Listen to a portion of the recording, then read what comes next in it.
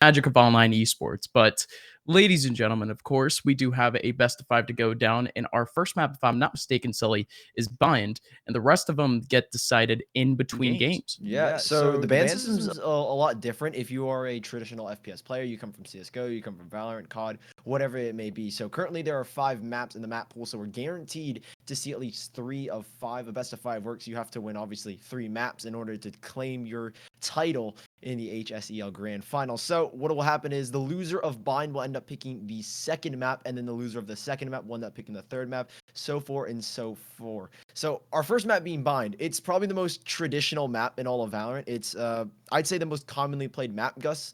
We see a lot Right. of high level tier 1, tier 2 teams play it. So this should be a pretty close game. I don't know exactly who chose this map. I believe the lower seed would end up choosing that. So that would be Sachem Esports Right. or Sachem Arrows. So I believe they chose Bind, and if they lose this map, they get the chance at a second map pick. And if Timberwolf lose, they get to pick the second map, and that's basically how where the bans will work for this best of 5.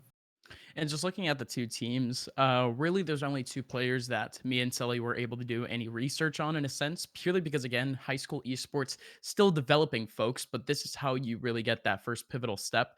We have two guys that have already played in semi-professional, like tier 2, tier 3 Valorant, Yep. in Carbon, in Hijinks. Carbon coming in, if I'm not mistaken, I know Hijinks came from Sedated, but Carbon, I can't remember which teams specifically he was on. But in a sense, these guys already know what's up. Carbon Yeah. specifically, from my experience at least, he comes from Counter Strike, and being as young as these guys are, getting those semi pro reps in, that's huge.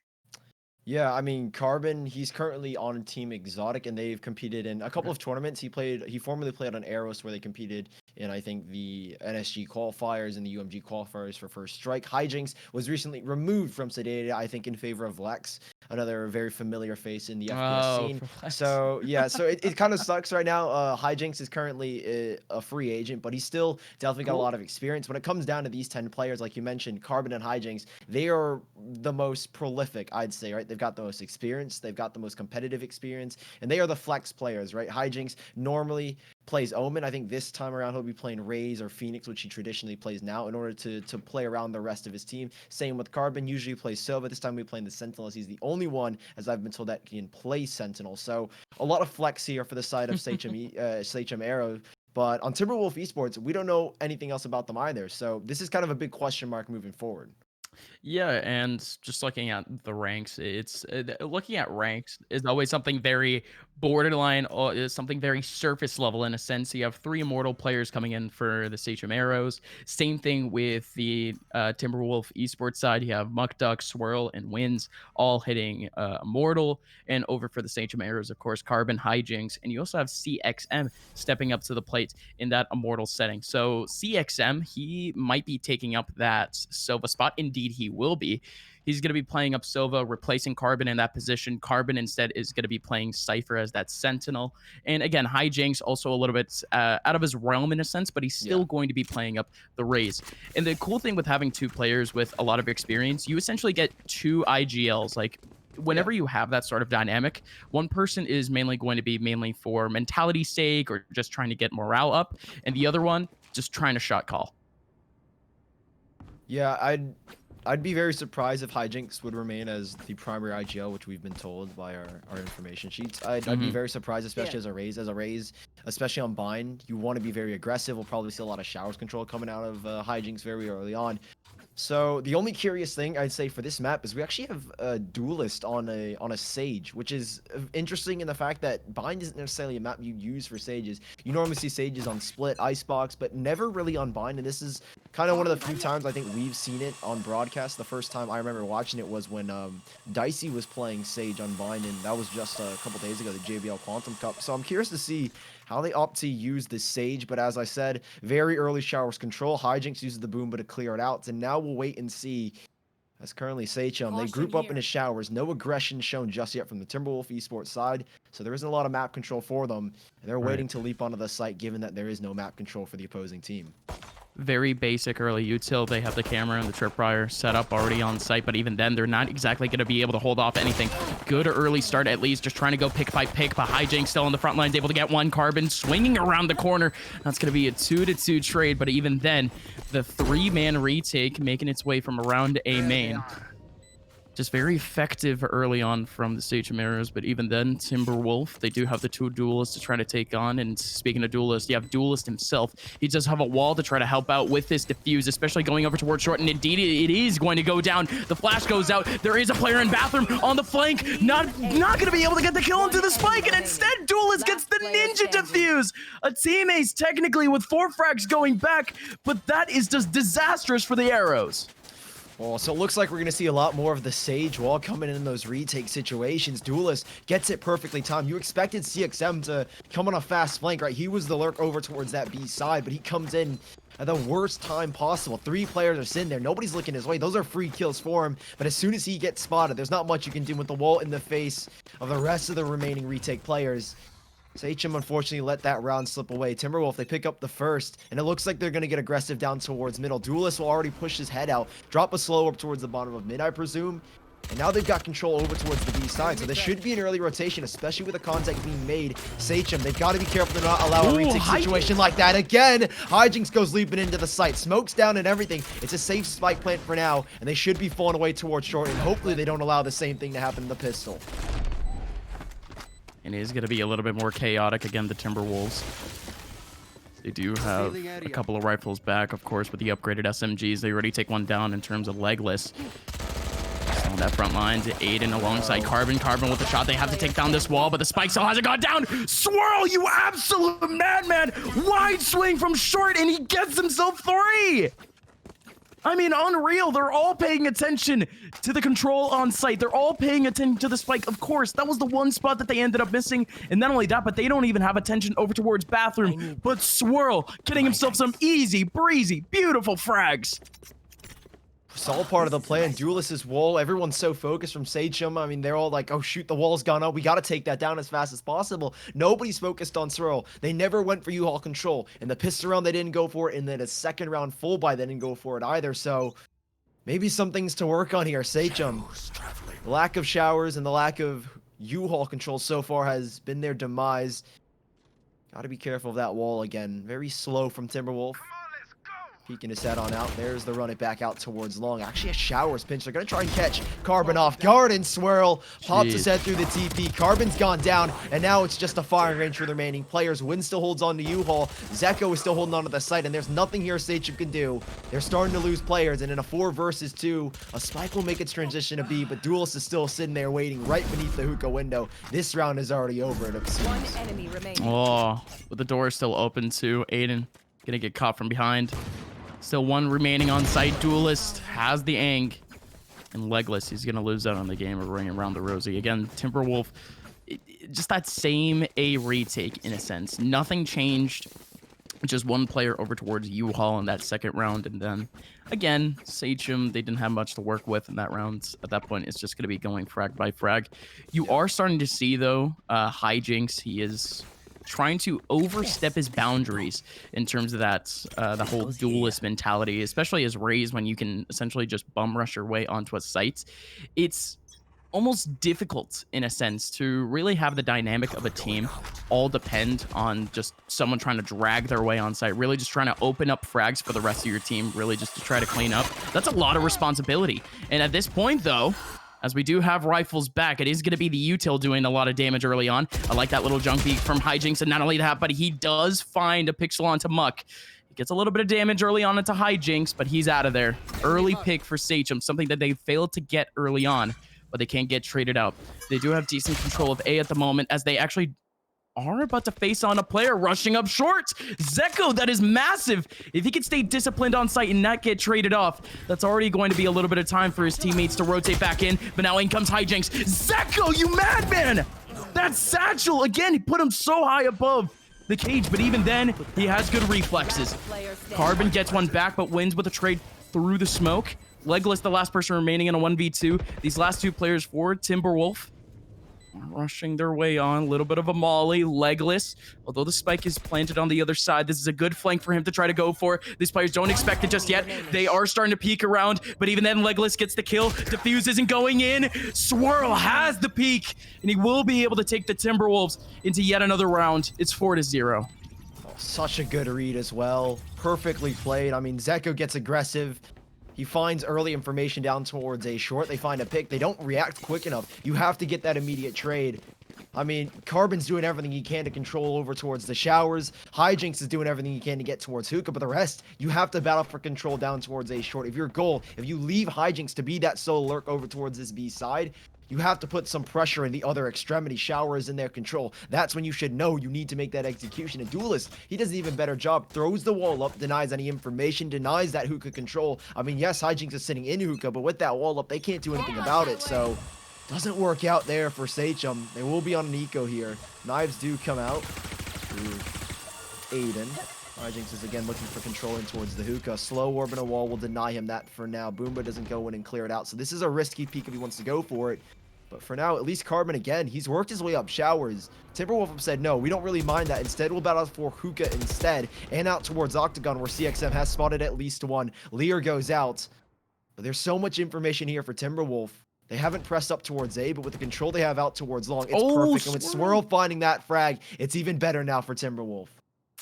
Yeah, no, just an early default setup in a sense for Sachem, really just trying to go pick by pick. Because you can tell that the Timberwolves, they are getting a little bit more confidence down choke points, just kind of holding W. And I mean, that's just classic in a sense. Once you get that lust for blood, you already know that they're going to be chasing. But even then, an early eco, Sachem at this point, they're really just going to be aiming for a couple of economic frags, really just trying to get that damage in. But even then, Zeko around the corner with 2 frags back. Legless, the last person remaining, trying to get that teleporter away, but great peek from Wins, shutting down the teleport early. That would have been a free spike plant over towards the B site, but instead that's going to be a wasted ultimate for Sachem and a 5th round for Timberwolf. Yeah, Sachem, with all the map control towards showers, I feel like Carbon's not doing enough over towards A. If he's got that showers control, he should be trying to act on it, right? You have showers at such a crucial extremity and retakes on that A site. And I mean, Timberwolves, they're not really doing much to contest. It does look like Zeko perhaps will throw a quick tripwire. That seems to be all they're really going for. And overall, Timberwolves, they're not necessarily contesting for too much map control. You've got at most Duelist tossing a wall up towards Hookah, slow orb into the mouth of Hookah to just try and delay, but this utility, Muck Duck gets away with the dismiss, wall goes up, Hookah is secured, and now the focus goes out towards long. Slow orb to slow them down even further, and with this commotion towards long, Sachem are getting shut down right now, and Timberwolves, they stand tall right now in a 4 versus 3 with Zeko now arriving to flank in towards Hookah, but on the other side, Sachem have found an opening towards A. Found an opening, even then the camera on the front end. Is he going to get the spike and dart up? And not only that, but it's going to delay the spike. They do have a little bit of positional advantage. Aiden going towards short, but he is going to get caught off by the flank in. Carbon, the last person remaining on 1v4, going to go down. Timberwolves, 3 players remaining at the very end of things. Their economy hasn't been broken through really at all, and that was Sachem's first real opportunity ever since their first buy round. It just gets shut down again. I mean, just the wide rotation back over towards A, it was a good idea in a sense. But the one thing that this Sachem Arrows team really is missing is just the picks more than anything. It's just the hard 1v1s because they have good information play. You're seeing a couple of players go for recon, especially, of course, if we're talking about Sova. But even then, some of these players might be playing a little bit too disciplined in a sense, might be looking for a little bit too much information without actually wanting to go for a couple of picks. Considering the fact that the Timberwolves, they are starting to get more aggressive, I think just trying to counteract that with maybe a cheeky peek here and there from either Hijinks or Carbon might be what they need. Even then, a nade going into Hookah is going to do a little bit of damage onto Duelist, but he's just fine for now. Running back over towards Long is not going to succeed, not going to get too much information at all. But even then, Sachem, they're not really making any ground. Spike all the way back in mid, and they're actually really just waiting for an approach. Swirl with a good lineup, but even then, it's going to be their early pick for Sachem. It's a 4-on-5. Yeah, and again, look at Carbon. Look at the aggression that he's shown. It's the Cypher Map control game. Zekko's pushed all the way up. Hijinks wins this fight. That's an open A bomb site. Tripwires are gone. Cypher cages are down. It's an open A push. Maybe a little bit too careless from Zekko in that aggression. And Carbon, he's already cleared up the showers. He knows that there's going to be no one else here. It's now still a 4 versus 5 with Duelist bringing Swirl back to the fight. The tripwire towards short. CXM, or apologies, Aiden, not too far off. Able to catch Swirl off guard. Hijinks with a great double swing at that. Has that information. And this is the round Sachem needed. This is the turning point. 6-0 is horrible, but this was the round they needed to turn it around. And this should be 6-1 in a 4 versus 2. Paranoia will miss. Hijinks still playing with his food a little bit. Wins has made this a little bit winnable, but they still hold on to that paranoia, and that will be key to holding down this retake. Hijinks sends out the showstopper. Doesn't do much, but actually it's a winnable position now. 1 versus 2. They're trying to swing on to it. Hijinks is sending pain shells just in case, and Legless finds Muck. 6-1. Sachem, a crucial round and what could be a turning point. If they went to 7 for Timberwolves, it could have been a disastrous first half for Sachem.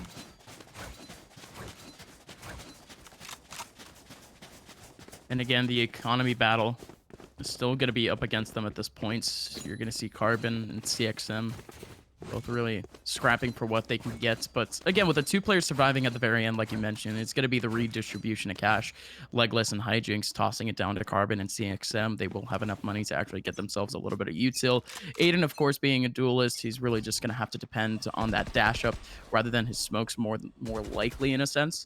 But even then, looking at the setup early on for the Timberwolves, it's just exactly what they've been going for this entire time. 3 over towards B, putting up the 2 duelists on the front end, really just to try to battle what would be an early take.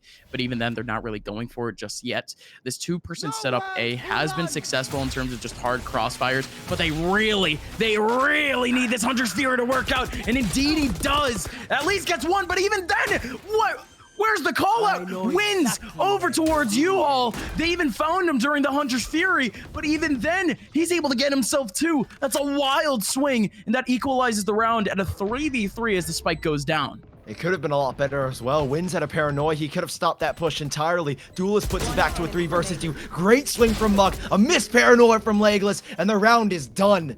No chance for Sachem to hold on to that site. Timberwolves make that retake look so effortless.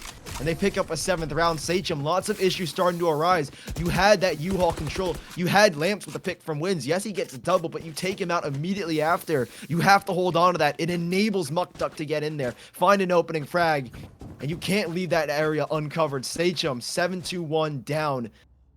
Money is just, it just isn't there anymore. They've got a Phantom. They should be looking to save here an eco round at best. And Timberwolves look to extend here on 8.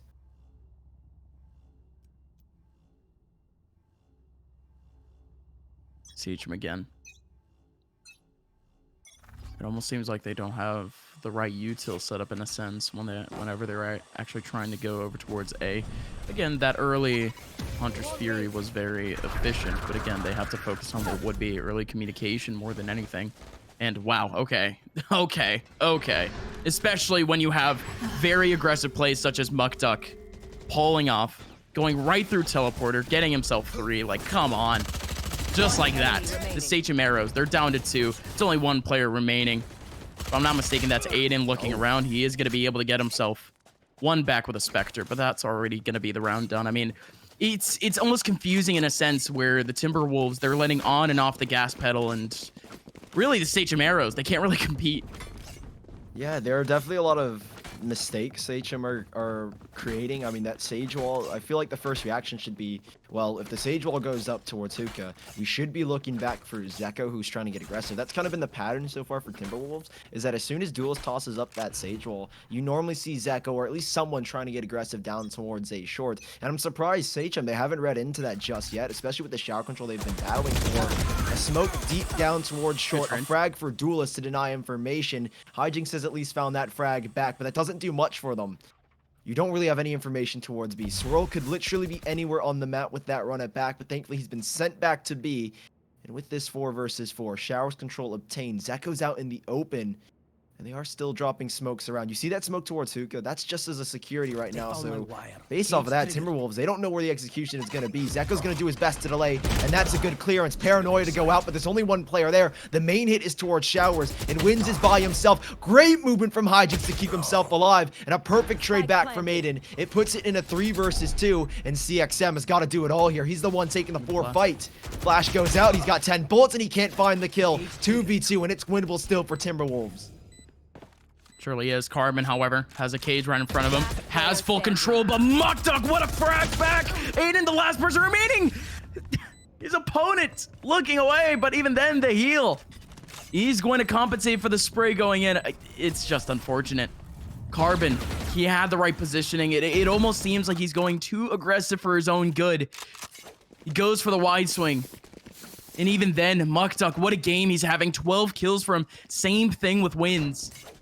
Yeah. And Sachem, I mean, again, we were hyping up Hijinx and Carbon before the game purely because we know them, purely because of the context. But Timberwolves, who would have thunk it? These guys are coming out. They're coming out swinging here in the first half. The first 10 rounds has just gone by. They've won 9 of them already. And not only that, but they have full control going into this penultimate round of the half, having their opponents down to pistols once again. This is, I mean, they got to be proud of their performance thus far. But like I mentioned, they can't let off the gas pedal. I love this already as well. I mean, Swirls has got so much confidence, he'll just swing through a recon bolt. Normally you see players backing away because you don't want to give that information, but Timberwolves, foots to the gas, is a brick on the gas. They're on autopilot right now, and they're just swinging through these rounds. Muckduck will have to drop back to site. Duelist instead exchanges his wall towards Octagon, where they've actually lost control. Wins is good enough to find another frag on that rotation. They try to take the TP away, but because they let go of this early control towards Showers, Zeko's got this opportunity. How do they not clear that corner? How do they not check for Zeko? You see the bullet going out. You've got no Showers control. It has to be the read, and it's just down to 1. Legless and a 1 versus 4, and it's not going to happen. 10 rounds on the board for Timberwolves, and Sachem have only got 1 so far to show for it. Round in the half. I mean, clearing your corners, that's one of the things that you learn off of just basics in terms of game sense, but it's one of the things that bite you in the butt the most. I mean, it's I don't know. You gotta give some sort of reason to them. Like, who in the world is gonna check that corner? Like, that's just rough, right? But Zeko makes it all too perfect. 2 kills for him in that position. You shouldn't have even been able to get 1. That's a one and done position. That's literally why they're called one and done. He was really only supposed to get 1, but because of those 2 players holding W on, able to get himself 2. It's all too easy. But even then, early frag coming in from Aiden as we're already zooming into the last round of the half. Very efficient. Again, gotta give it to him thus far. Still spike all the way down early in mid. That does lead to a little bit of a default setup for this squad. And not only that, but they do have the tripwire set up for what would be a back B rotation. So just looking at this, looks like they might be going all into this B take. And almost the same thing with the Timberwolves. They have 3 players stacked up on the site. Wall goes up. There should be a change of pace here, at least from Sachem. Looking for Zekos should be the main objective. You know that aggression is always shown once Hookah information is denied. You saw smoke go down. You know at least where 2 of these players are. They're doubling back, though. They don't see anything in Hookah, so it's an early read. Zeko's just checked the Showers. He knows that's a position they love to play. A Cypher Cage as well. They've knocked out the first tripwire, and they've cleared out the corner. Finally, they check their right. And next thing you know, Aiden's got a triple onto the site. 11-1. Doesn't seem possible here for Timberwolves. Perhaps Sachem can salvage a second here. Legless, it will sit and wait in towards the Showers. 2 players, try as they may. Information towards U-Haul as well. They compensate instead with players for a camera. How do they approach this, though? They don't have a revive. They don't have any ults. They don't have the wall. It's basically a blanket going into this one, and they've got nothing. They can't see a thing, and Carbon is just holding in U-Haul. He's got a second player with Aiden as well. There should be no chance, and with those instant trades going through, it will be a second for Sachem. 10-2. They make the best of a worse situation, and, well, it's salvageable at least. Salvageable, yes, but it's only a 3-round buffer to actually win this one out. Sachem, they need to have really as much success as their opponents in the second half. What I mean by that, you're gonna have to see what would be that dynamic between Carbon, CXM, really, really have to work on in this one because they're going to be the anchors of both of these sites. Carbon, he hasn't had too many opportunities to actually get himself a couple of frags, really just getting caught off and off angles. It's really going to be what would be just trying to set yourself up for success early on in these rounds. And well, at least looking at it, Carbon, he has poured most of his cash into util. He ended up buying up 2 tripwires and a camera. That's already going to be the bulk of your economy in a sense. He's only going to have to stick up with a classic. And not only that, but he's sitting up in U-Haul for even more information. The camera has not gone up early, though. But in comes the stage wall. I mean, this is a beta tactic in a sense. I mean, very early on, you're just like, oh, no way. If you try to take this site on bind, you put up a wall and it's going to be all too easy. And it's exactly that. They put up the wall, easy spike plant, but not only that, but they even clear our Carbon and U-Haul. They have full site control at the moment, but in comes the Sachem arrows, as now at this point, wins. He has to capitalize on at least one of these frags. There's going to be one. Ooh, rushing in. This paranoia has to go out, but CXM flying in gets the frag back. Duelist, last person remaining, 1v3. Spike is getting diffused. He has the wide swing, literally just trying to get the person on the spike, but he can't get any bullets on. So the spike is going to be diffused. It's pure chaos. But even then, Sachem, we take those. That's their first round back in this half. But it's the most important one. It's the pistol round where they can at least get a little of that momentum back. Their opponents are going to be stuck up at least on a force buy, but hopefully a save.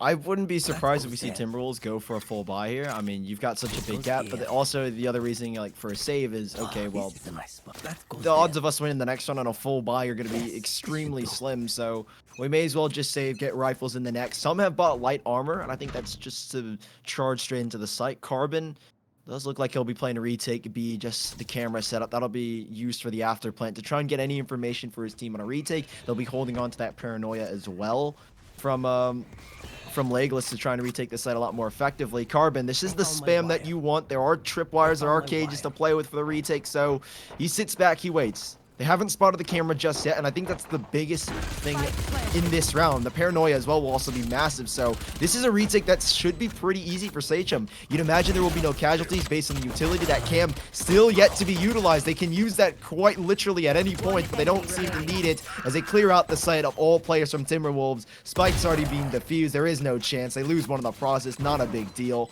10-4. Sachem with a clean retake on B.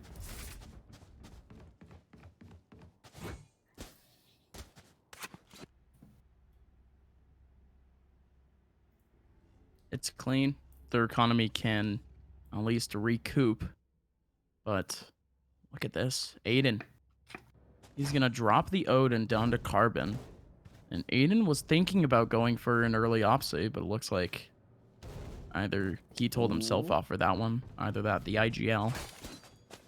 Carbon telling him that's a pretty bad idea. And Aiden, he is feeling ballsy. We haven't seen the operator really come on that jet hand just yet.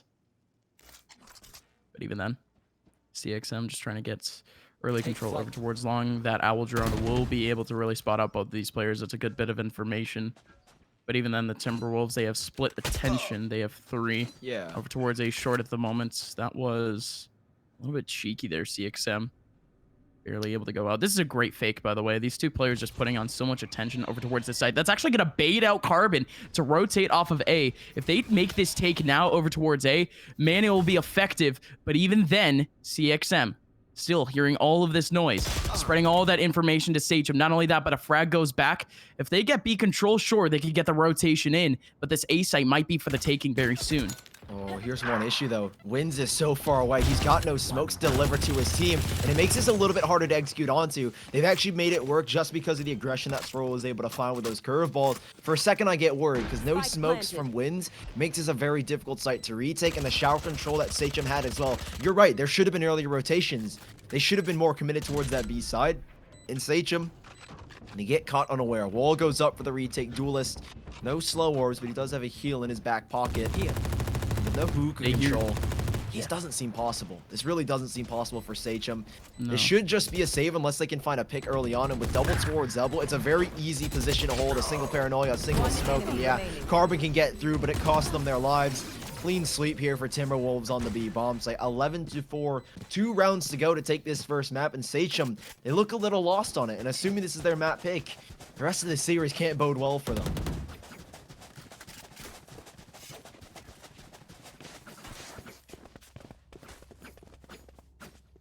That's what we presume, purely because they are the lower seed. But even then, Timberwolves, I mean, what a performance.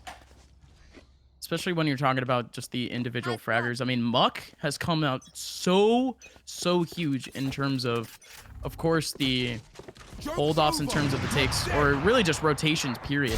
This guy has been amazing in terms of post-plant situations, and man, oh man, Swirl getting the wide peak. That's an incredibly pivotal early frag, and not only that, but the rounded back is going to go all the way back, and he has the full armor to use. There's one player over towards Bathroom. That's Carbon, really just trying to pull off some sort of heroics, but there is a wall back on site. He can't really get the peek over towards Bathrooms, so at this point, there's actually going to be 2 players trying to flank on to Carbon and Bathroom.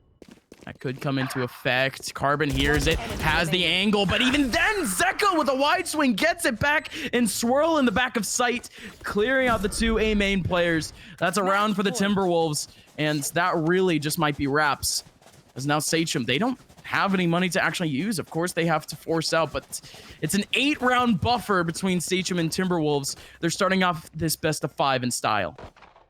Super clean so far from the Timberwolves. 12-4, like you mentioned, nothing in the bank accounts for Sachem. It looks like Hijinks will look to get explosive down towards A short. If he can find an early pick off that Bucky, right? A double blast back. He's got Carbon behind with an Ares, which is a pretty deadly combo. You can shut down this A short push. There is still a possibility that they win this, but Swirl, such a clean curveball. Carbon is at least good for the trade, but even then, the rotation's back towards B. They know they've shut down that A push. They're not going to be looking for any more. They've got to gamble in this rotation and have it clear their corners. Muck gets caught out by CXM. A big frag, but now he's stuck. Smoke goes down, and Wins is sure enough going to swing through that. A second for Wins through the smoke as well. This man is on another level. 2 versus 3. Heal goes in as well. The chances now have started to dim in Sachem. The light is starting to fade. 12-4 is looking a little bit more like 13-4 at this point. Wall up and everything. Retake seems impossible, but there is one player in this site. Aiden has to get going. He's got blades out, but they've been sheathed. And now it's just down to Carbon. The IGL has got to pull some magic in a 1v4, but it's not going to happen. 13-4 for Timberwolves on map number 1 of Bind. They kick off the series in a 1-0 fashion. I mean, what a massive game for the Timberwolves. I mean, if you talk about what would be just pure dominance in terms of takes, pure control of sites, Timberwolves, they got it on lock, clearing out all the angles. I mean, at this point, they already lose out the battle. They, in terms of Sachem, they're already losing out all of these battles purely because of the early util usage. And by the time they actually make their way on site, they have great, stellar individual fraggers on their team, just literally wide swinging. Like it's almost looking like a matchmaking game where you just have players holding W, Ferrari swinging, just all the confidence in the world. But that's the type of stuff that you like to see to really kick off the tempo for this entire set. We do have a couple of replays, and again, you got to talk about what is just the awareness of some of these players. Zeko, of course, this replay doesn't show it, but Zeko, he misclicked a little bit early on that take. His position was revealed, and even then, they didn't end up getting the frag. Swirl, too, great in terms of the takes, especially in that second half, able to get himself that massive early frag, and then Wins. You gotta be kidding me with this one. How can you be so confident to just run out through? There's an Omen over towards short. He could have thrown out a Paranoia, but even then, he gets himself the 2 frags. It's plays like those that really gives me kind of the image, in a sense, that Timberwolves, they have all the confidence in the world, and they're really ready to take this BO5 in what would be fast fashion. Yeah, I mean, there were a lot of mistakes from as well the side of Sachem Arrows, a lot of very minor mistakes. I think if they go into the next map, they kind of refresh, they reset themselves. They give themselves a break to kind of figure out what they're gonna be doing, what their next map pick is gonna be. Hopefully, it's a map that's a little bit better than Bind. We need to see a little bit more strategy. There's a lot of opportunities to shut down aggression from Timberwolf Esports, but it doesn't feel like they're on the same wavelength. It doesn't feel like they're reading the game properly. So a lot of hope for Sachem moving forward. But during the break, obviously, well, I know everybody's hungry, so go to Zaxby's app or Zaxby's.com, order their famous chicken sandwiches and salads in order for pickup while we have this moment. But we'll be right back to break down the second map and what's to come in just a little bit.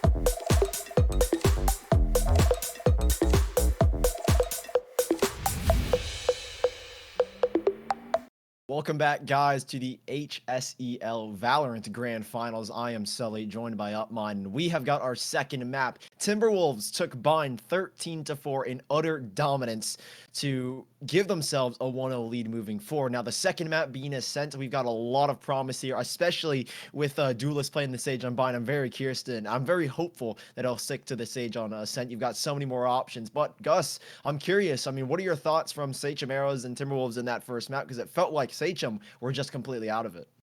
Yeah, it's just one of those games that you have to dust off because this is a best of five. That early tempo can be brushed off in what would be maybe the span of like 5 rounds, six Yeah. rounds in a sense. Sachem really needs to find themselves in a sense. It almost seemed like they had the Sentinels players on the front end, and that's not exactly the dynamic that you really want to be going for. But on Ascent, you have more flexibilities. It's going to be a whole lot more 1v1s. You're going to be seeing some Mexican style duels in a sense where it's just going to be two players isolated, especially when we're looking over towards B main and things of the sorts. And at this point, folks, I'm just more excited to see what is going to be really Aiden, because Aiden, Yeah. he ended up coming out really, really strong into that second half. He has that Jets that, again, he was feeling a little bit confident. You could almost see that operator just kind of disappear from his hands in a second there at, I think it was the third round. I want to see him get more confident, and I really want to see Sachem really just come out alive. Ladies and gentlemen, of course, you guys are watching a production from HSEL, and I really wanted to give a shout out to Connor because you're vlogging right now, and I want to be a part of it. Put us on it. Again, congratulations on the Esports Awards, but yeah, put us in the vlog. Oh my god. I forgot you were gonna do that. I remember you told us before Yeah, everything no, went I live. I was mean, like, I forgot about hey, that it's part. all about that content in a sense. Because here's the thing, they have a bang in Twitter at the moment because first of all, Connor just got hella likes because he just got an esports award, and not only that, but you have what would be just vlogs for every day. They have Yeah. behind the scenes vlogs. Like, come on, if you guys don't know what's going on, you guys can go over to at HSEL Esports on Twitter and all that. Yes, it's a little bit of a sellout, but it is what it is. Of course, going into the second map, Ascent, don't really know the sides just yet, but we already know that the Yeah. map was picked out by Sachem. Is this a little bit of a curveball pick, Sully, in a sense? I feel like it really isn't. To be completely honest, the two most commonly played maps in the map pool, I feel like, are now Bind and Ascent, and I wouldn't be surprised if our third map is going to be Haven. I really don't feel like we're going to see any split. I feel like maybe if Timberwolf end up losing this map, we'll probably see split just because that's Sage and there's so much more versatility. But Ascent is, I hate to say it, not necessarily in favor of Sachem, just because it's very similar to Bind in the sense that Shower is very similar to B main control, right? You got A main very similar to B long control as well. So I see a lot of issues starting to arise here for Sachem. I think the main thing going into this is kind of realizing, wow, these guys are not pushing for map control whatsoever. And when they do, it's when they know where we are, right? We saw a lot of times Zeko pushing down A short. Only when they realize when Duelist had thrown that Sage roll up, that's when you start to see the movement from the side of Timberwolf Esports. And because this is the map pick of Sachem, that means I assume Timberwolf will have the pick side, or they'll have the opportunity to pick what side they want to start on. So they start on the defense. Sachem, you got to come out swinging. You should know the playstyle. These guys are very timid. They're not keen to get map control. And with this Sage, I imagine that'll be posted up on that B bomb site. You throw a wall up, you react over towards A. There's got to be a lot more movement here from Sachem going forward in Ascent if you want to stand a chance to at least tie things up here 1-1. Yeah, and I think at least going over towards the entry fraggers of Timberwolf, I mean, they're going to be essentially on the front lines a whole lot more. I mean, you got to give Yeah. shout outs to Muck Duck, who, again, just being a stellar individual fragger, whether we're talking about entries or really just trying to hold off a site in general. This guy almost seems to be in the right place at the right time almost every single time. So gonna be giving a little bit of a spotlight on Muck Duck in this game. He's like a player to watch for myself. But Oh, for even then, sure. let's look at this character select because this has to be one of the more interesting things. Because again, we saw the Sage on that first map, and like you mentioned, it could be a whole lot more effective on Ascent if Duelist ends up picking him out, which it seems like it. They already have the double duelist anyways. Just picking up the Sage is going to be very linear in a sense. Oh my. But in a sense, Sachem, they're still thinking about it. I'm looking at Timberwolves mainly, and I'm thinking TSM, triple duelist, right? You got Sorrel on Jet, No way. Reyna or Muckduck on Reyna. If you're new to the scene and you're like a parent of one of these players, this is really uncommon. Triple duelist, normally you just stick with two. Okay. Okay, duelist is gonna go back, so they're gonna run the double sentinel. And this was a really effective defense that we saw on Bind. So it's good that they're sticking to it, and it makes a lot more sense here on Ascent. On Bind, I was kind of iffy on the whole Sage pick and the lack of a Raze, especially. I was thinking maybe Muckduck would play the Raze instead of the Reyna. But on the other side, it's the same lineup here for Sachem, except for Hijinks has opted to switch off, and he'll be playing Phoenix instead. So pretty similar stuff here for Timberwolves. Same composition. Sachem, on the other hand, Hijinks will only switch off.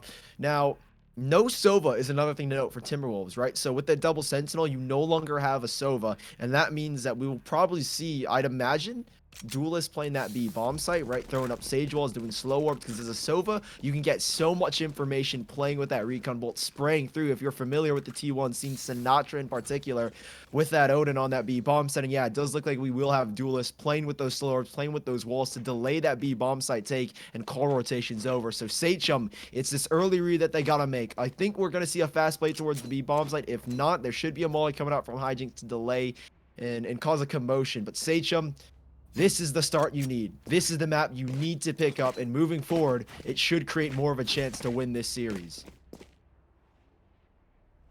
An early B take, duelist, most likely going to be putting up the early wall over towards B main. It's all going to depend how fat the swing is actually going to be. Oh, he's not going to put it up instantly. If it goes up a little bit late, could have a little bit of an opportunity. There it goes. They could bang it on down early. Indeed, they will. Now they have the opening. You do have Carbon rotating over towards market, and not only that, but the double hold early towards short.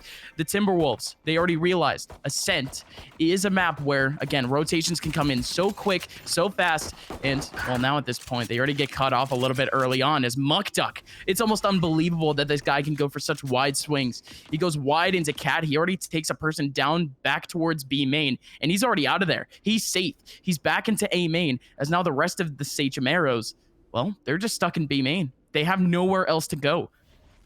Yeah, and it's actually I actually love this setup from Timberwolves, because just right off the bat, mid control is already basically given up. I mean, Zeko's got a cam down mid, so he's calm, and B links nothing. And then you've got Muckduck going for that early main control, and then just off the bat, Wins has got a smoke ready. So they throw that wall up, and it's actually I hate to, we don't have enough time to break this down, but maybe after this round I can break down the play a little further.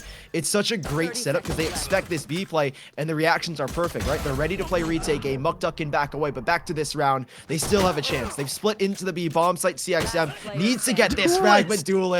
The jumping classic is still a little bit overpowered and legless. 15 seconds to pull off a 1v3. Has at least the first. Knows where the second is. But with a player on his back, it doesn't seem like there's much of a chance to win this round. And duelist, another jumping classic. And it is going to be the first round for Timberwolves. An unbelievable start for the defense. I'm giggling like a little child because, man, oh man, duelist, like, come on. That has to be nerfed at some point, right? It needs to be, right? I mean, they say they're gonna nerf it, but Riot has not done much about it. And that thing, the jumping classic, I mean, forever be overpowered. I will never complain about that whenever I pull it off. Yeah, exactly. I think it's like it's the only reason why I'm like a pistol round god, and like every other round I'm like so bad in a sense is purely because you have little cheesy moments like that you can just pull off. Duelist, I mean, you got to give it up to him. He played the position right, and well, he certainly took advantage of it. So it's gonna be 3 kills for him off the pistol round. But at this point, the rest of the Sachem arrows, they're playing a little bit more spread out throughout the map. But even then, the Timberwolves, a team that has been playing very aggressive in terms of the early takes, they're not showing any pixels early on in this round. They're not getting any of that awareness, in a sense, in what would be a little bit more spread out of a scenario. More or less a default, but no actual take in terms of the moment. 5 players, however, they do rotate over towards Cat, and it's gonna come down to Wins that had an incredible map number 1, and this paranoia gonna go absolutely massive. 4 players blinded for him, but he's only able to get 1. But even then, Muckduck is here for the cleanup, able to get 1, make it 2. There's still a 3rd peeking out, and not only that, but Aiden's still going for the wide swing, and he gets himself the 3rd. Massive cleanup for Muckduck. Timberwolves, they evade a disaster. Oh, and those are always the problems when you've got an Omen on either side, especially down towards Garden watching Cat. A single paranoia puts an end to any nonsense, puts an end to any push. Sachem, it was just an eco. Here is their full buy. We'll see if things do end up changing here. I want to see them drawing out that Sage Wall very early on. Hijinks did a perfect job of drawing out the early Sage Wall, drawing out an early slower as well from Duelist. Duelist's goal with that slower is to split any kind of B rush, and, well, I give credit to Hijinks. Draws out that early wall. That's a big chunk of the defensive utility on this B bomb set. It just weakens it a whole lot more. That's a really risky paranoia. You use the paranoia so early without drawing that wall up. They've got so much time to reset. For now, they've got B main control, but again, that wall makes that ineffective. Yes, right now you sit in B main, but you've got no entrance, you've got no extremity control. So Sachem, it's the same issue that happened there on Vine. When you saw that hookah control be given or be taken by Hijinks, a wall goes up from Duelist, and it's an end to the nonsense. So Sachem, what do they do here? You've got no map control elsewhere. I mean, you already see Muktuk pushing straight down A main. This is already built to be a catastrophe. Swirl can't get out of here. He's already used his dash, and he's trying to evade Hijinks, but he won't find himself salvation. 4 versus 5 here for Sachem. They've got the man advantage. They have no control anywhere else, and with Muktuk pushing down, he somehow finds 2, and that is what I was expecting. Disaster for Sachem, as now a 3 versus 3. It's a way better scenario than anticipated, though. Muck with that wide swing over in mid. He pulled that same thing off in the pistol round, and, well, could have been even more effective in a sense. I'm glad that they even got the trade back, but now Zeko. That's a one-and-done position. Glad that they actually finished it off at 1.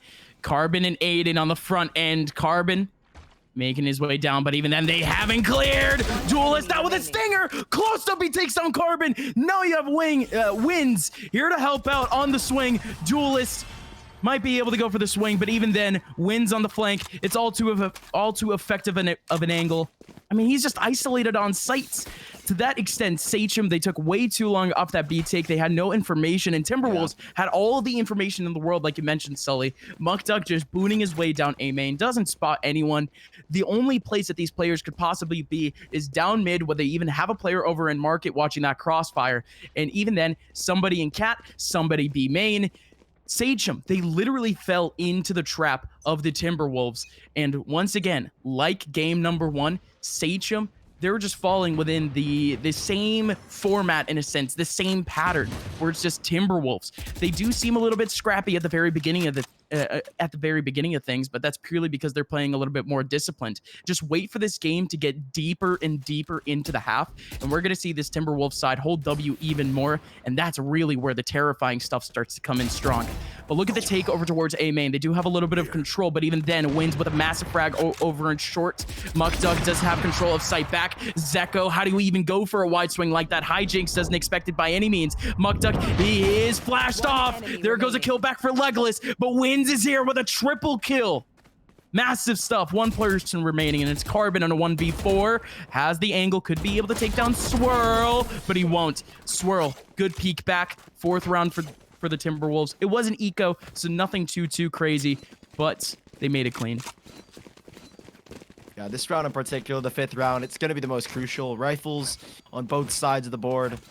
Sachem, hopefully this is where things start to change. It feels like there is, again, a lack of coordination, right? A lack of respect for the Timberwolves. I mean, players getting caught out mid. I mean, you still have Roman alive. Legolas still has double smokes. He can drop smokes, deny information, do anything you can to prevent those easy frags. The fact that Zeko is not punished with that mid push, with that mid play, is unbelievable. It's slight things like this that need to change if Sachem want a chance to get back into this game. A smoke down early towards top of middle. That'll at least deny some information. Recon bolt to clear out the corners. So Hijinks has got a pretty clean path up.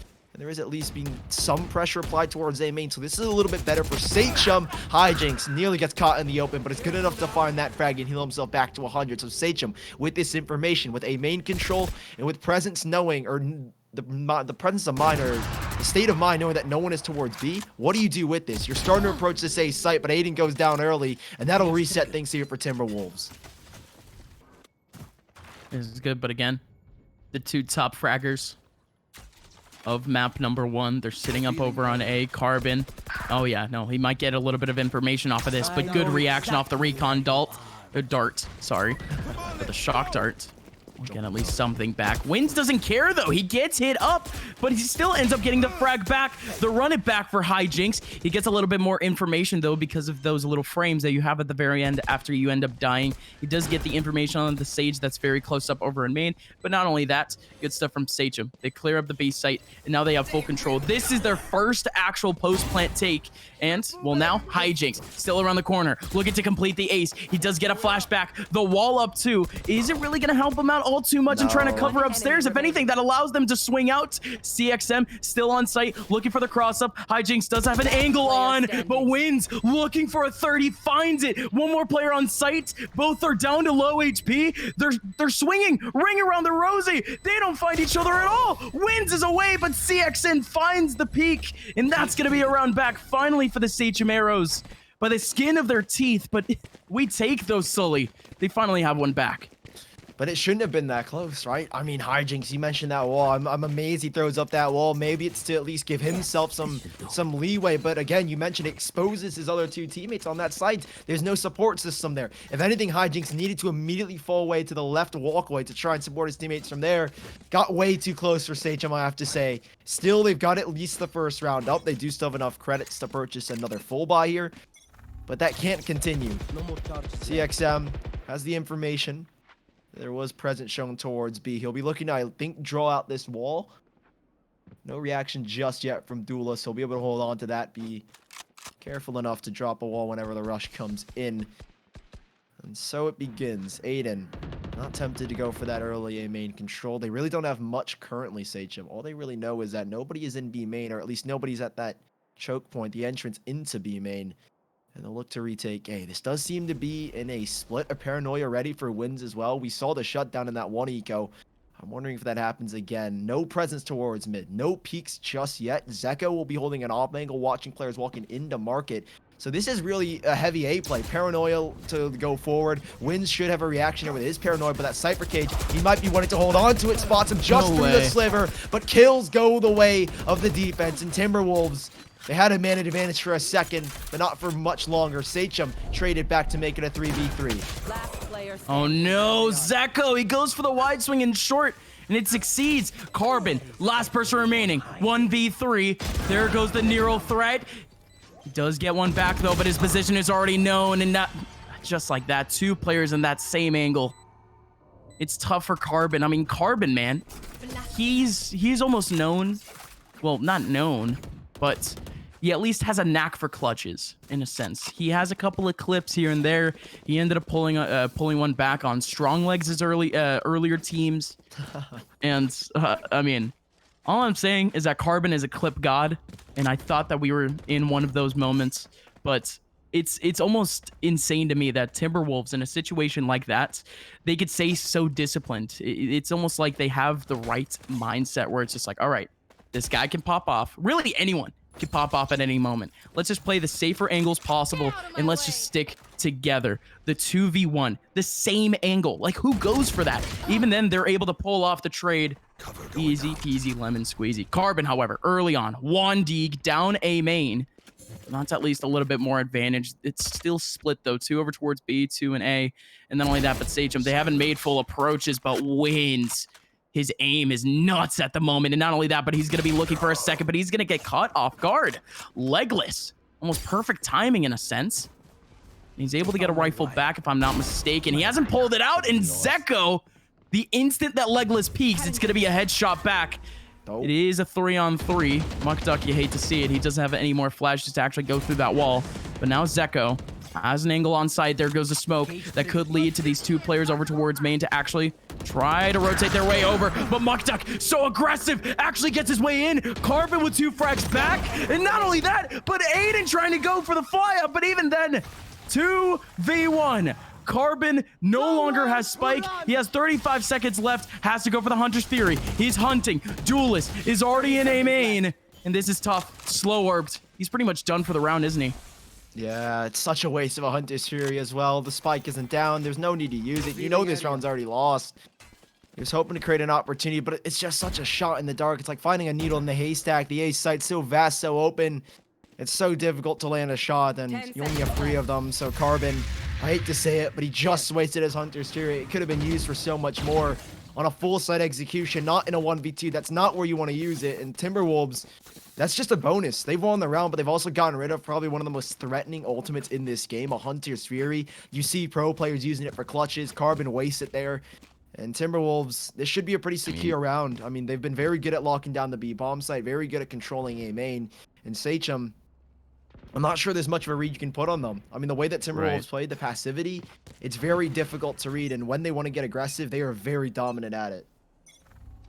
And again, like you mentioned, he ended up wasting it. It's, I don't know, low HP. It was desperation in a sense for him to even try to go for it.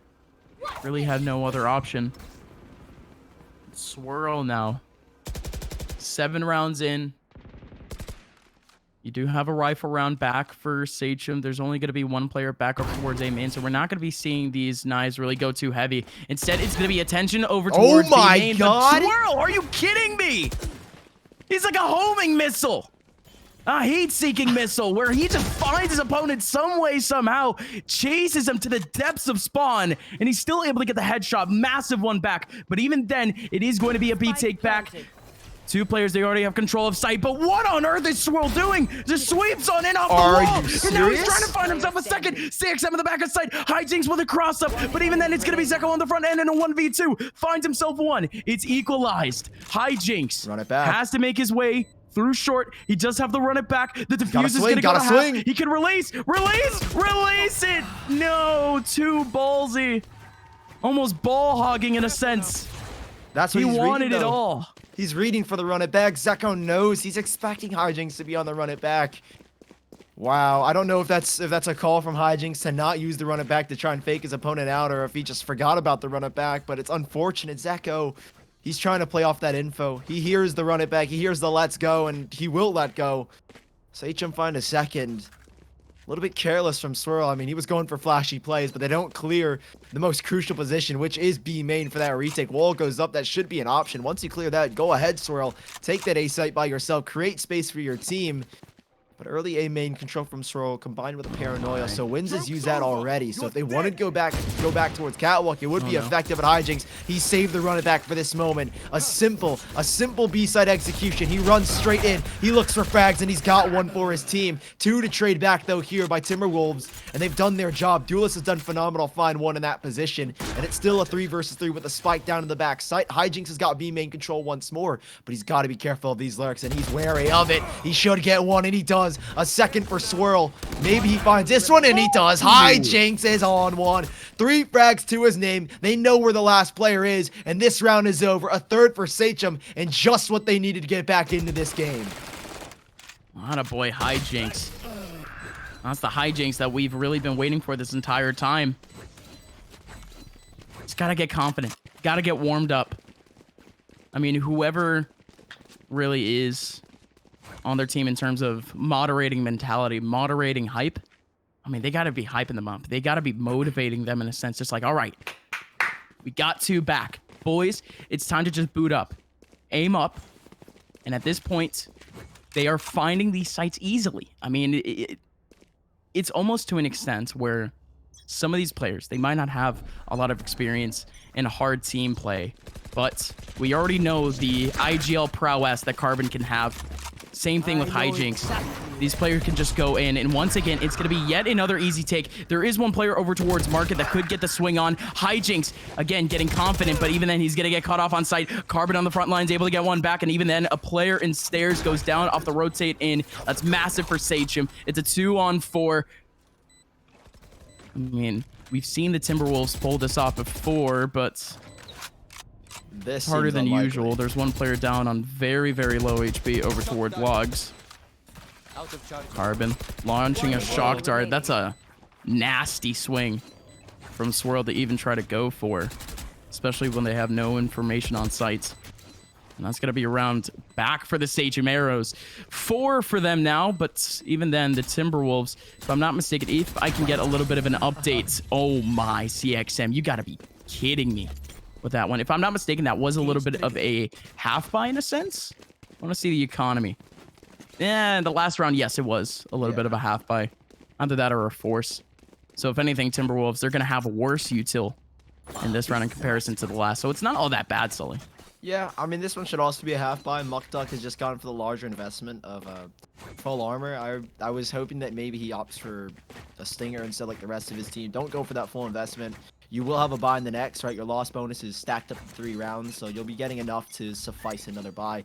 But it's a good read so far. This is what I was talking about in the pregame. Sachem, they've done a phenomenal job of really bringing out that wall super early, and the slow orbs as well, not to mention. So that's basically all of the B-site Sentinel utility dumped out. You have no way of now stopping them except for their Leers, except for that one slow orb. But when you've got a running Phoenix, you've got a dashing Jet, there's not much you can do to stop that. So Sachem have done a phenomenal job of reading this game, and that's what we were hoping for. We wanted this competitive nature, and they're finding picks.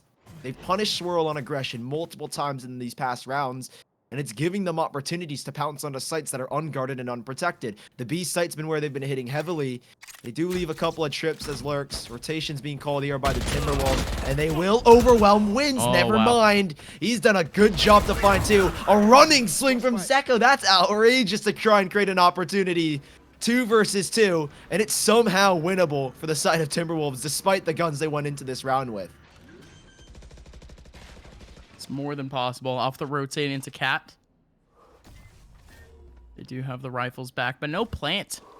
They're not confident in it. And Carbon! Oh, No, he's watching too many angles, but hijinks! Welcome back to the kill count. 4 kills for him on the round. Last round before the switch. And he's able to pull off the 2v1. I mean, who else but these two to come down to the 2-on-2? But Carbon, again, has his head on a swivel.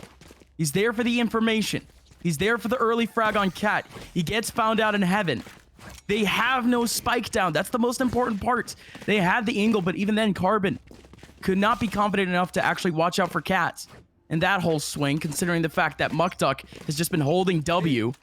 But man, oh man, Sachem. They have yet another one back, and really the maximum that this could go off to is a 7-5. But look at this B stack. 3 players here. Swirl and Muck Duck.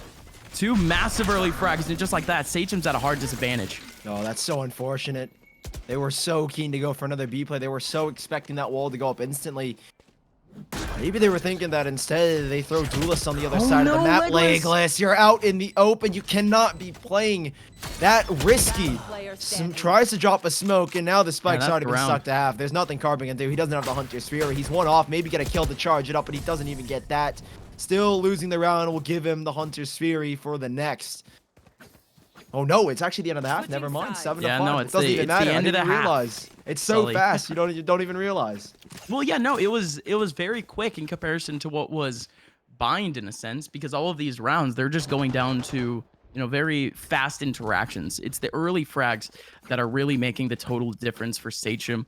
Yeah. Entry duels are mostly going in their favor, something that is in stark contrast into map number 1. And even then, some of the entry duels that they were able to pull off in Bind, they didn't really equate into rounds, but because of the nature of Ascent, they have the right util. It's almost easier in a sense of trying to set up util, like especially if you're trying to go over towards B. You have a couple of players that can use up smoke, so you smoke off market, you smoke off back main, and just like that, you're gonna have a little bit of a battle over towards site. You have one back in B main launching in what would be maybe even a shock dart or a couple of flashes in. You go for the wide swing on platform, and it's a lot easier of a map for you to just hold W on and just make takes as fast as possible. And Timberwolves, they got very overwhelmed in a sense just from those just fast-paced moments, because they were more accustomed to the more hard reads in terms of rotations. They don't have that luxury anymore, Sully. But now that they're on the attacking side, what would be actually considered the disadvantageous side of Ascent, potentially they could find their own fire very soon. Yeah, and just to go back on your point of kind of overwhelming that B bomb side, it was Sachem who kind of realized, I mean, you draw such an early wall, they kind of delay the push just a little bit. You've got a nice exit down towards middle in the form of CXM on that Cypher. So you give credit to Sachem for making that late half read. It got to a point where that 6th round we mentioned in the first game, that's when you need to kind of kick it into overdrive, and you need to be very proactive and adapting. And so Sachem, they do a great job. Does look like this round they'll be going for very early A main control. That hot hands. Oh my god. Wow. So much damage by Hijinks. Duelist is just barely able to get out with his life, and now they've got full A main control. Smoke misses. That's to deny the jump up. There could be a second later on, but they've instead used that to deny B-Link's control. So very, very early peaks from Sachem, and it warrants 2 frags, and they've taken no damage whatsoever. They've been unpunished, and while they concede the A main control, they're walking into the site on their tippy toes. Timberwolves, they are so quiet and they are so scared. Hijinks is in the back. He's got curveballs ready to send them back the other way. It's all about delaying here. A paranoia at the ready as well, not to mention the smokes for Aiden. This is so well set up here for Sachem, and the flashes, they should be coming soon. No curveballs just yet. I don't think he's bought any. No paranoia. It's a little bit late to the back site. Wall down, and Hijinks alone. But up top is Carbon to support. They flushed one out, but Hijinks, how is he still alive? He's dancing around the boxes. Duelist will find his maker as well. Perfect from Sachem, 7-6, and that's what you need to kick off a second map, second half. That's unfortunate. Hijinks, he was down to so much HP early on from that back take. And Muck, I mean, we've seen him in those situations so many times where he's just able to wide swing and just get an easy cleanup frag. Just wasn't able to do so. Hijinks, head on a swivel, and he was ready for the peak. Ends up getting that first one. Duelist, the last anchor, really just trying to pull off that same magic as the first pistol round with the right clicks, but it's not the same situation at all. You have no coverage. His wall ended up going down at a very opportune time over towards Cat, but Sachem did a great job of just trying to knock that down early before it ends up getting that regeneration. But even then, Sachem, another massive opportunity in this round to really just to try to build up a little bit more economy. And CXM, he was really just running away in a sense. It was a fadeaway stinger shot, and he nails it. Still, Sachem, they have a lot of information. They ended up pinging one over towards B main. And not only that, but the Timberwolves, they haven't made their rotation back towards mid because Aiden, he has a full eyes on Cat at the moment. And really the rest of the Sachem Arrows squad just looking out towards what would be the rest of the choke points. Aiden has the swing, will be able to get one, trying to line up a couple of more headshots, but too many pixels. He gets overwhelmed. Good trade by the Timberwolves, but it's still a man advantage for Sachem. As well, gives up a ghost. I think that's why he sticks around, doesn't go for that dash, and gets very aggressive. Paranoia coming back in to get this control. They know where the last 2 are, or they should know at least, as they swing into the crosshairs. Hijink continues to frag, and Sachem, I think, is up 7-7. They only lose one. It is just a ghost, so this is a bonus round for them. I think instead, Aiden of buying, he might be looking to instead, okay, he actually goes for the full operator. Wow, this is a big investment because this is technically their bonus. Nobody else invests around him, which is a big surprise. So you're going in with an operator, 200 credits to your name. You got to at least get 2 frags here to try and get your Blade Storm in the next round if they do end up losing it. So big investment for Maiden. And Timberwolves, they no longer have that double duelist presence on A, so this is going to be a retake setup. Early smoke to try and deny information, but they swing straight through. They don't see Hijinks' early peek. Drops another smoke, wins. Drops a smoke as well towards the heavens. Mukduk to lead the charge. He doesn't get out of the sight. He doesn't back away through the door, and he gives up A main control. They could have had a 5v5 retake, but Legless sticks around for a little bit too long, and it is a 4v5, and without those paranoias, without that insane flash of a paranoia, this site becomes extremely difficult to retake now, given the fact that Heaven is now an issue.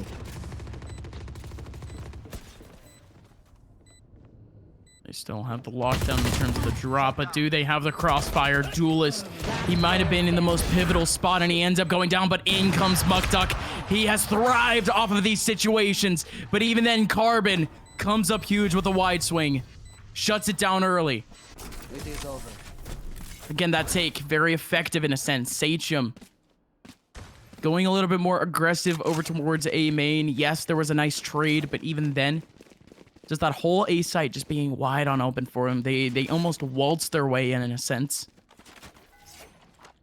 Probably one of the more entertaining retakes that we've gotten all game, but we're not going to be seeing many more of those, at least in this round, because now the Timberwolves are going to be back on an eco, trying to build up their economy. Everyone had just about 1.5k credits. That is going to be enough for at least the Rifles back in the next round if they don't end up succeeding in their, what would be just their all-out buy. Hijinks, he does have to run it back in a very opportune spot over in mid, but watch out! Legless! No! Get out Legless, he's gonna get caught off in Cat. There's one in the back of A at the moment. That's gonna be CXM, but he's gonna get overwhelmed too. Timberwolves around the world, pulling a marathon around the map. They go out B main. They go out mid, immediately into A, and they get themselves 2 easy frags. Just like that, the Timberwolves, they have a 2-man advantage in full control of site. There's a run it back though. Hijinks Wins. got to try build off. Oh no, Hijinks nearly goes down, but he still does have that run it back. Wins need to get that frag. Low HP for Aiden now. Swirl's looking for something. Heads to take down, but Carbon's got his number. They're pulling this one back. No flashes needed. No ult needed to get into the side either. Duelist, last man standing, and a 1 versus 2. Barrel to his face, and Hijinks has stuffed them down. It's 8-7. They've got it a 9th here. Sachem continue to extend their lead. What a recovery from a 5 versus 3. It looked disastrous with Legless getting caught out in the open. With CXM not able to do much on that A bomb set. Hijinks has really put the team on his back. 23 kills. This dude is on another level right now. And Timberwolves, they're starting to shake just a little bit. The A site's heavily guarded with the Sentinel, with the Phoenix, with Omen as well. The controller plays. This is looking abysmal as Timberwolves set their sights on the B bomb site. I mean, it's going to be strats like those that can at least give you that early advantage. That's what would be the layer of surprise, the element of surprise that the Timberwolves desperately needed. They end up getting their early opening, at least on site. And by the way, this B site is going to be wide open. Aiden, he was watching the initial peak, but great trade coming in from Muck, just spraying on through the smoke. Able to get the frag back. That's now the Timberwolves. Down to a 4-on-2, making it a 2-on-4 as Swirl gets one back. Last 2 players remaining. Hijinks, CXM. It's a tough scenario, however. You do have 2 ultis down. If you did have a player down on site, that would have been the regeneration back in the hands of the Sage, but instead now, B site, one of the harder sites to actually retake in Valorant at the moment. And they can't exactly take advantage. Nothing for them just yet, but Hijinks is still going for this. There's a wall up. Could be able to get a cheesy frag, but he's actually double flashed off. He tries to run away, but he goes down so much HP. This one's long gone, but they have the angles for the exit. They can put on so much damage here. Their economy isn't set up by any means. The right clicks go in. Attaboy, Hijinks, and CXM. They shut down the money advantage for the Timberwolves going forward, but even then, it's a round back that they desperately needed. Yeah, but there's one thing as well for Sachem is that Carbon, I feel like he exposed himself for maybe just a little bit too long in defender spawn. Like his goal should be, I mean, I think from the get-go, the whole idea is if CXM, or not CXM, if Aiden can maybe get one off that operator, it's like beautiful. We'll play retake. But Carbon, he holds onto that recon ball a little bit too long, gets wide swung by Muck Duck. That's got to be something they're a little bit more careful of. You can't give up early frags like that in a retake situation when you have a chance to get in man advantage off of Aiden's operator. So slight mistakes made by Sachem, particularly in the hands of Carbon. Don't mean to harp on him too much. But if they continue to fix these mistakes, which it feels like Sachem have been very good at doing, is adapting very, very quickly, finding mistakes in their play as it happens and adapting instantly. We see early rotations. You saw already CXM being drawn back towards a site. Muck Duck, good enough to find one. Hijinks, really well to dance around this generator, play his life. He's doing everything in his power to delay and try and win the fight against one, but healed up. Muck Duck is off of his absorption, and Aiden, operator up top, is looking for something. Early Hunter's Tree to flush out beneath heaven, but that does give them a chance to reposition with no control, and CXM's now been spotted. This is a difficult site to retake now. Slow orb up in heavens as well to delay even further, and if I am Sachem, I'm thinking maybe I save already. No, you gotta save their economy. Was at the same level as the Timberwolves going into this round. Very fragile, just at around 3K, 4K for most of their players. And again, going for save would have been the most optimal thing, but they go for the double swing over towards heaven. And just like that, they're going to be stuck down on pistols. Timberwolves, they have found life here in the second half. And again, they were going for some very cheesy strats to try to open things up. Even the cheesy strat didn't work, but Sully, you already know what I'm going to say. The economic damage, it was more than enough. They ended up getting the 2 frags in that round. They ended up getting a clean sweep in the round right after. And then now they have booted Sachem all the way back down to pistols. That gives Sachem a little, or that gives the Timberwolves a little bit of a bonus round now. One that they desperately needed, but even then, Mukduk gonna get completely cut off by the paranoia, and the knives come in strong. But this A site, it's held very loosely in a sense. Great util usage early on for Timberwolves. Slow orbing back sight, smokes going down everywhere. Not only that, but there's a wall up and Cat. Swirl up close, goes for the right click. It's the best situation that you could possibly go for. Just like that, it's still a 4-on-3 though. Sachem still with a man advantage. Swirl is revealed back. He's trying to hold on. And even then, the spike still hasn't gone down. It is going in that same position. The wall bangs aren't connecting. And now Sully, it still is a 4-on-3 with all of the defensive players in heaven.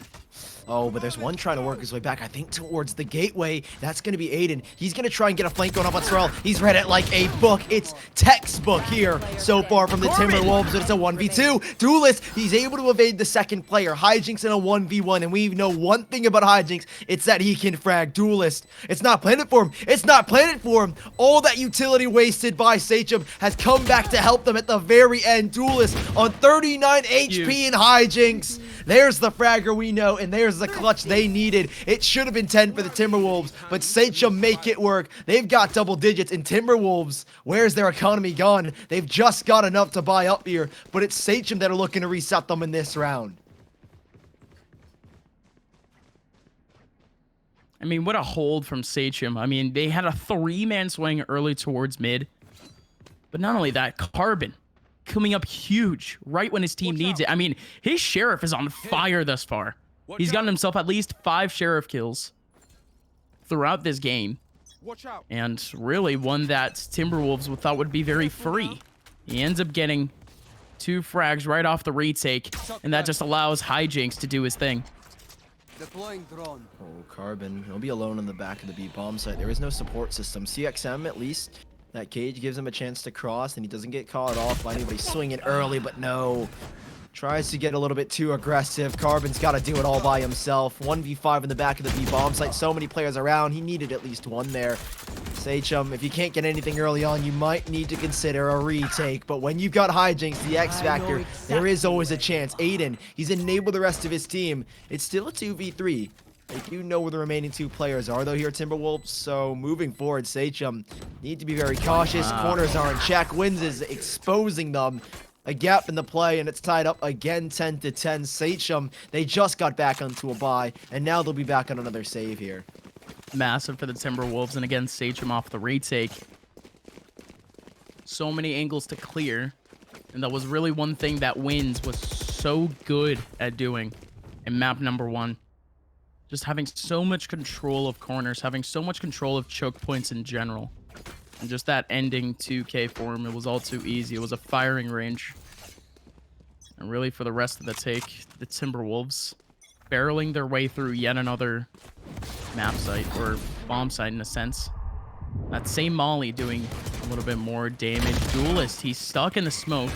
Does try to get the orb, but the spike is actually down early. Sachem, I mean, come on. They put all their eggs in one basket. That was a 4-man PK main. And now they're already gone. Just like that. The Timberwolves, they're stuck in A main. CXM, he's so aggressive down mid as well. He knows that where this commitment is. It's a TP without the spike. It's a TP without the spike. CXM, so much early information. He can come. He can radio in where they're going to be coming from. And they should be knowing. Mukduk able to catch one off guard. Swirl should get exposed here. 5 HP. He's barely standing. But look at CXM. This is the man that they've been waiting for. He's been exposed. CXM needs to find this frag, and he does. He's dropped the spike in a 1v2. Now he's got a cam behind him as well, and a cage down mid. He expects to swing, and he's got that frag. He's exposed them. He knows where the last is, down towards middle. He knows exactly where he's going to be wrapping around now. That Cypher Cage gives him so much room to play with, and they're going to meet. They're going to meet in Garden. One's got armor, and the other doesn't, and wins. Comes out on top, 17 HP.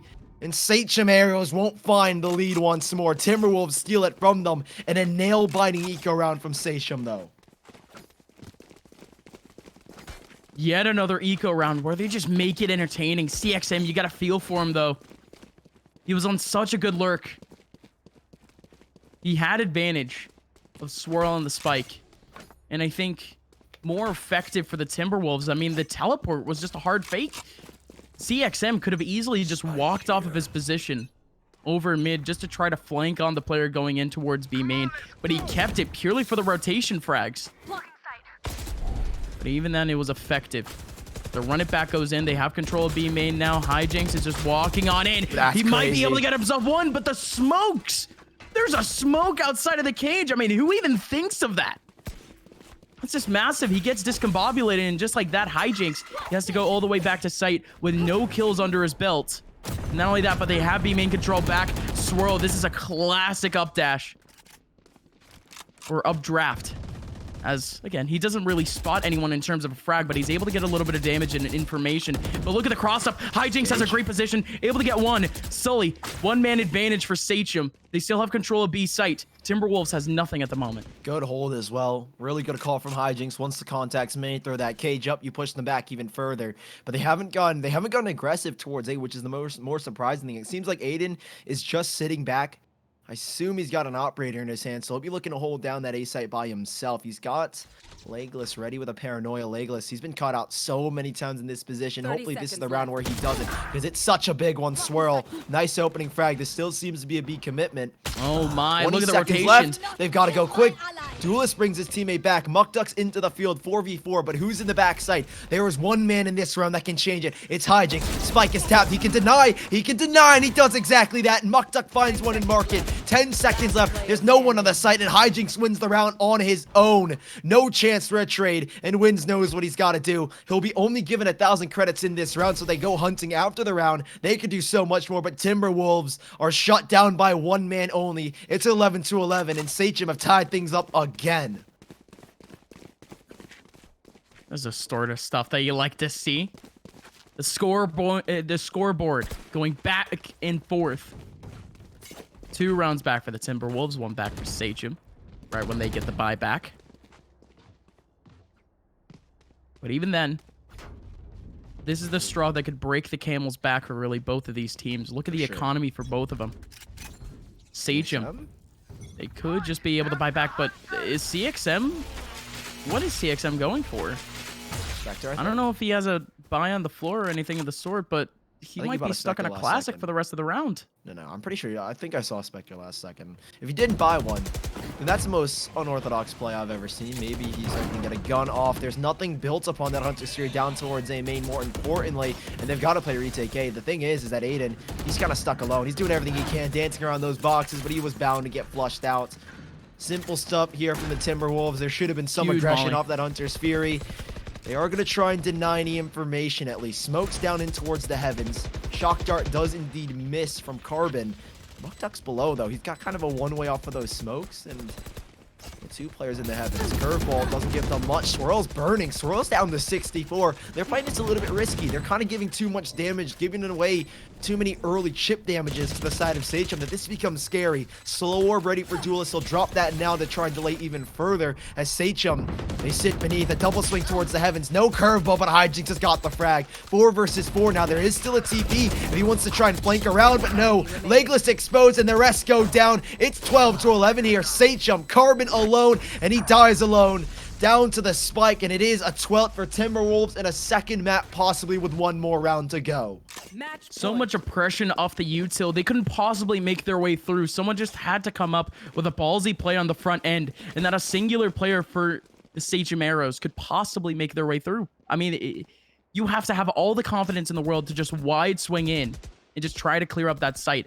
Duelist was playing such a cheesy spot on top of his wall over towards Cat. That's already going to be 1 confirmed kill. They had 2 players under heaven. That's at least going to be 1 trade back. Timberwolves, they literally had every situation covered just to waste time. And just like that, we have them on map point. And Sachem, their buy is disastrous. Couple of players on ghosts. Even a couple of stingers laying around. Oh no. And oh god, look at this B site. It's completely open. Look, CXM. What does he have? Is that a stinger? Is that a shotgun? Don't even know what he has. He has something to try to hold off. CXM went for the wide swing. No. This B site's wide open, and not only that, but an early frag over towards Cat is going to get even more space down. Sachem in a 3-on-5, make it a 2-on-5. Hijinks, he has already hit the 30 bomb, but he has to go so massive. Muck has control of mid. The Empress of Darkness is out to play. Hijinks has to clear this corner, but it simply won't happen. Muck Duck gets one back. Aiden still alive. Swirl floating on in, but there's even a wall to delay even more time. Duelist waiting on top. Zucko waiting for the cross up. Aiden walks right into the crosshairs of all 3 remaining Timberwolves players. They win map number 2, and they are 1 away from winning the major finals. Great performance from Sachem. They did the best they could. They couldn't close it out, though. There were so many crucial rounds, so many tiny mistakes that led to some big rounds being lost. And Sachem, great adjustments. I mean, we talked about in the pregame. These were the adjustments that needed to be made on the attack, adjustments made on the defense.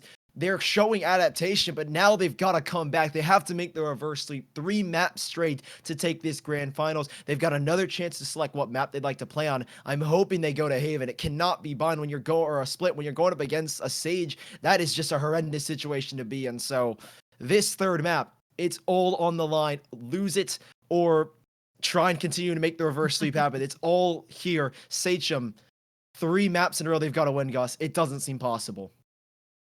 Ladies and gentlemen, it's been entertaining thus far, but like you mentioned, map number 3 coming up in just a little bit.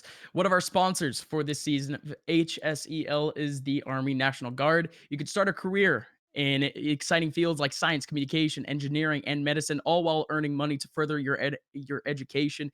Get paid to learn skills in these high demand and rewarding professions, all while serving part-time for your local community, state, and nation. To learn how you can become a citizen soldier, visit nationalguard.com. Again, that's nationalguard.com. Ladies and gentlemen, it's been fun, but again, map number 3, we don't know the map just yet, but it's starting to heat up. The Timberwolves, they were up against the ropes, but they still find themselves somehow in a golden position to take some silverware. We'll be right back with map number 3.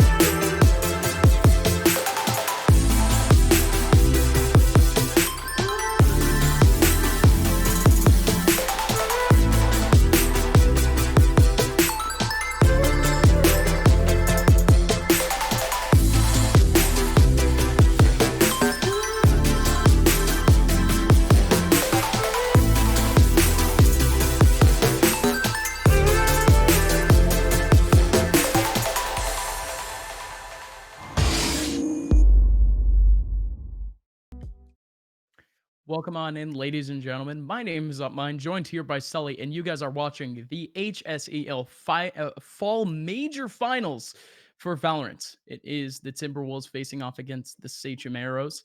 And man, what a series we actually got. Ascent was way closer than we would have expected.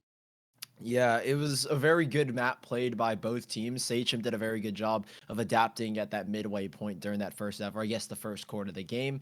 So big props to them. Sachem, they came very close, but they couldn't get over the line. The defensive half, the very tail end, Timberwolves did the same thing. Good adaptations from both teams, showing really what could be an illustrious career in the near future. But our third map, and what could be our final map, it's going to be Icebox. And this feels like a really big curveball thrown by Sachem. It kind of feels like we've lost our first two major maps. This is a map that they probably don't, that Timberwolves probably don't have any strats on. So let's try and throw them a curveball and play Icebox. And maybe, just maybe, we can get to a fourth map and maybe a fifth to reverse sweep it. And here's the thing, Icebox has been active for just about 3 weeks now in the competitive comp, and not just competitive comp in the game in general, but for these Yeah. HSEL players, they've been playing it out potentially in tournament play and league play. So at this point, they might even have just a pocket pick for Icebox period. They might have a little bit of a comfortability on what might be their picks, on what might be the flow of the game. So really, this is kind of the same spot that we saw splits early on, like very, very early on in the Yeah. game where people didn't really want to pick it out. But it's really good as just a pocket pick, really just to try to get yourself back into a set. And again, we were talking about this in the break, but I don't really know if this was possibly the best outcome for them. Like you mentioned, Yeah. Haven would have been golden for them. We would like to think. We don't exactly know what the team's dynamic is all like, but Icebox to me, it's the most surprising map that you could possibly pull off. So if there was ever a cheesy way to take back a game, this is probably the way to do it. Yeah, and I feel like with Icebox is that because this is the third map pick of Sachem Arrows, it's like, well, their idea is Timberwolves, we better hope they don't have any strats in this game because we're trying to pull off a comeback. And then Sachem, you're like, well, this is their third choice. They probably as well don't have too many strategies. So it's kind of like it's a risk that you have to take to try and reap a greater reward. You want to get to that fourth map. This is probably your best chance to do so. Timberwolves have shown dominance on Bind. They showed a pretty good showing on Ascent as well. Good adaptation for both sides, but Timberwolves edge over just a little bit. Icebox is definitely not one that I favor Sachem Arrows at all. The double Sentinel setup that Timberwolves have been running, it's been dominance on both sides with the Sage on B on Ascent, Sage on B as well on Bind, and then the Cypher playing on that A bomb site for both Ascent and Bind. So if it's the same dynamic here, normally nowadays when it comes to Icebox, you're getting very aggressive down towards B. We haven't seen Timberwolves be very aggressive at all, so that could be a downfall of them. But with double Sentinel, that's when questions do arise. It does look like Duelist is actually thinking of a Raze possibly, which is an even better character for this map. So I'm curious, do they change up the comp plan or do they stick to what's been good for them with double Sentinels? I was even labbing on in a sense. What would happen if you put up 3 duelists on this map? I mean, if you want to talk They about don't? curveballs, you might as well just go for it. So at this point, we do see the Sachem Arrows going for something a little bit more linear. Lockdown um, on Killjoy is a whole lot more Gus? effective on this map in a sense, especially if you're talking about the A sites. And really, how many corners do you actually have to peek out on the B sites too? So Oh there are a my couple of god, really they've gone good triple spots that you Duelist. can actually go for, but yeah, this is a lot more similar, Sully, to what we saw last time. They've gone triple Duelist. They've Yeah, I actually mean, they've gone from a double Sentinel setup to triple Duelist. That's I told actually you, insane. I told you, That's actually triple duelist insane. works on this map. Oh, that's actually insane. I'm so curious because teams like TSM, they don't have any Icebox experience, so there's no VODs to watch of the best team that runs triple duelist in the world and figure out there's no knowing. Like this is like as fresh as it gets. This is the first time I've seen triple duelist on Icebox. In theory it works, but then I get very concerned because I mentioned that the whole goal of Icebox is get aggressive down towards B main, stack heavy towards the A site, really play off of contacts. And when you're on that attacking side, Timberwolves, that's when I kind of get worried because you don't have a killjoy, you don't have a Cypher watching your flanks. And Sachem Arrows, they've got that. They can go away, they can leave a turret to watch their flanks, they can have Carbon be that late lurk. And without that Timberwolves, without that Sentinel, holding down sites becomes exceptionally harder. Retaking sites as well. I'm curious, how do they go about this? Early smoke down. It looks like they're looking for early aggression, at least from Wins. Wins doesn't get much, and now this is where the rotations come in early. You cannot bail here. There is no chance to bail of your Sachem Arrows. It's a full commitment, and Swirl's already found the first frag. Early damage going down. Again, the Sachem arrow is already down to 1. And not only that, but Carbon going to be a little bit lacking. And again, rotations on this map are going to be a little bit more prominent. But even then, it's just tough to do so. It's almost too predictable. I mean, just the run up to that A site period, it's just so tough, so long winding. By the time you even think about rotating, there's going to be a player back. The Timberwolves, they put all their eggs into one basket over towards that B site rotation back from mid. But even then, they're all here ready and raring to go. Aiden still in that front end, though, looking for a wide swing, is going to be able to find one. No trade, though. Good dash back from Aiden. Still trades back from Sachem. They do have 2 alive as Duelist takes down Legless. CXM has to watch up the angle, but good peek from from Wins. Still going to be a 1-on-3 for Aiden. He's down so much on HP, but he has another opponent down low too. Aiden waiting for the peaks. He has the opportunity onto Zeko, but he's not going to find it. 2 players alive for the Timberwolves at the end of it. They win yet another pistol round. Big round as well, Timberwolves. That's a site that you just simply cannot bail out of, and it's really difficult to bail out of, especially in the situation where they've got no mid control, right? This map is a very, very long rotation from the B to the A site if you don't have mid control. And Sachem, they made that risk. They risked the fact that they could rotate in almost an instant. They could be on them before they even step foot into A main. So they took that gamble, and it almost paid off. It nearly did, but a 2v1 on such low HP, it was difficult for Aiden to try and pull that clutch off. Now we'll see it. Recon bolt straight down to A main. That'll clear things out. And this is the B main control that everybody does on Icebox, and they've got full control. Great support for Wins as Swirl gets aggressive. It's such a dynamic duo here on the B bomb site. Swirl and Wins shut down the eco round. There is no chance. There are no kills going the way of Sachem arrows, and Swirl ends it with a 4K. A quick 2-0 start as expected. A bonus up next as well. Sachem have got a bye, and perhaps this is the round where they maybe do decide to approach that A bomb site. This one's going to be a lot more confident too, especially off the early swings onto that upper A. You're going to be finding yourselves in a couple of long-range scenarios, but you have to get pretty lucky on the yanks. But even then, Timberwolves doesn't really seem like they're going to be going for any of the early picks, just trying to take control of what would be the long winding choke points of A. Let's see what actually goes down, though. They do have a lurker over towards the B side. It is going to be an early smoke coming in from the Omen of Timberwolves. Zeko, you got to be kidding me with this one. Again, the new addition to the map. A little bit of a grate on that front end. Can't be a linear swing, but even then, Zeko does get a little bit of damage on, but it's not effective in terms of a frag. You still have 2 players over towards the back end. Duelist and Swirl. Swirl going in with a run it back. Has so much information, and Duelist is there for the cleanup. Gets himself 2 with a Stinger wide swing. And not only that, but no! He runs right into the shock dart. You gotta be kidding me. That was so cool in terms of movement with a satchel, but even then, it's only going to come down to Carbon in a 1v3. Carbon gets 2, but Wins is there for the cleanup. How does Carbon even make that possible? What a chaotic round. So close, Sachem. They were on the doorstep, but they wait too long. The turret doesn't catch Wins' flank as well. Carbon puts it in the doorway where Wins can easily TP on past it, right? He uses that Omen teleport, gets away. The turret doesn't detect him. And they weren't ready for it. No cue, no sound cue that he was coming. And Timberwolves, they make them pay dearly. An eco here for Sachem. Perhaps another change of pace. It does look like this is a little bit more heavy. We'll probably see a smoke go down so that nobody can peek in. Probably a rush up towards B, if anything. It doesn't feel like they should be approaching straight down mid. And yeah, Aiden will look for early control up the tube. See what he can get off of that smoke down to 9 information. But also does kind of go as a 2-way smoke, right? They get blocked off towards the tube, so they're kind of stuck in this mid position.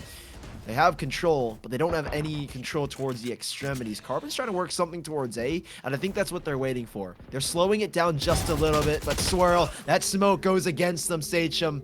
And unfortunately, they will pay 3 versus 3. They do still have pistols. Hijinks has at least picked up a rifle, so it isn't out of the question just yet if they can pull this one off.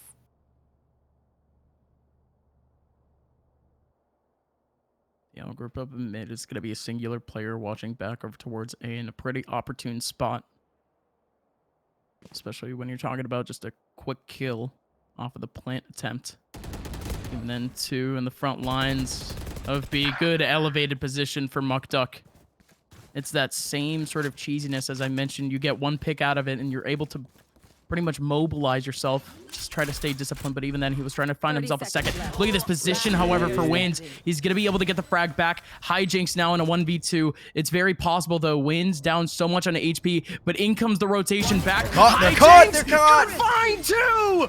Massive for Hijinks! You see the word on your screen, folks. It's as thrifty as you can get. They came in with the eco mindset, and they come out with a dub. Sachem has opened up the scoreboard. Oh, so smart from Hijinks. That's the clutch you want. When there are two players in a situation, you want it to be your most experienced, and Hijinks plays that to perfection. He knows he has to be the aggressor. He pushes up. He gets the first frag, and the second is just right behind him. Perfect from Sachem. That's what they needed. A start. A first round. And on the attacking side, it's so difficult. Now, Timberwolves, how do they respond? They've had that bonus. And now they're still on a full buy here. Hijinks. Smoke down, that causes a one-way, so I'll be very cautious to push on through. They expose at least one in the back, but they don't know. There's a player pushed up so close, and that could be an issue. Lear goes out. Curveball and hot hands down to delay. This B-bomb site's not being touched. Mukta caught out in the mid. They're looking for picks. It's smart. Normally, as a defender, you know, or as the attack, you know defense can't push up towards A, so they look for exposing. They look for gaps down mid. They look for gaps down towards the B sites, and they get exactly that. So now they've got a mid advantage. Lockdown at the ready as well. A Hunter Sphere to clear up the backside of A. They can use anything to get onto this A bomb site, but they can't overexpose themselves to the one player sitting there. Zeko is the one that waits.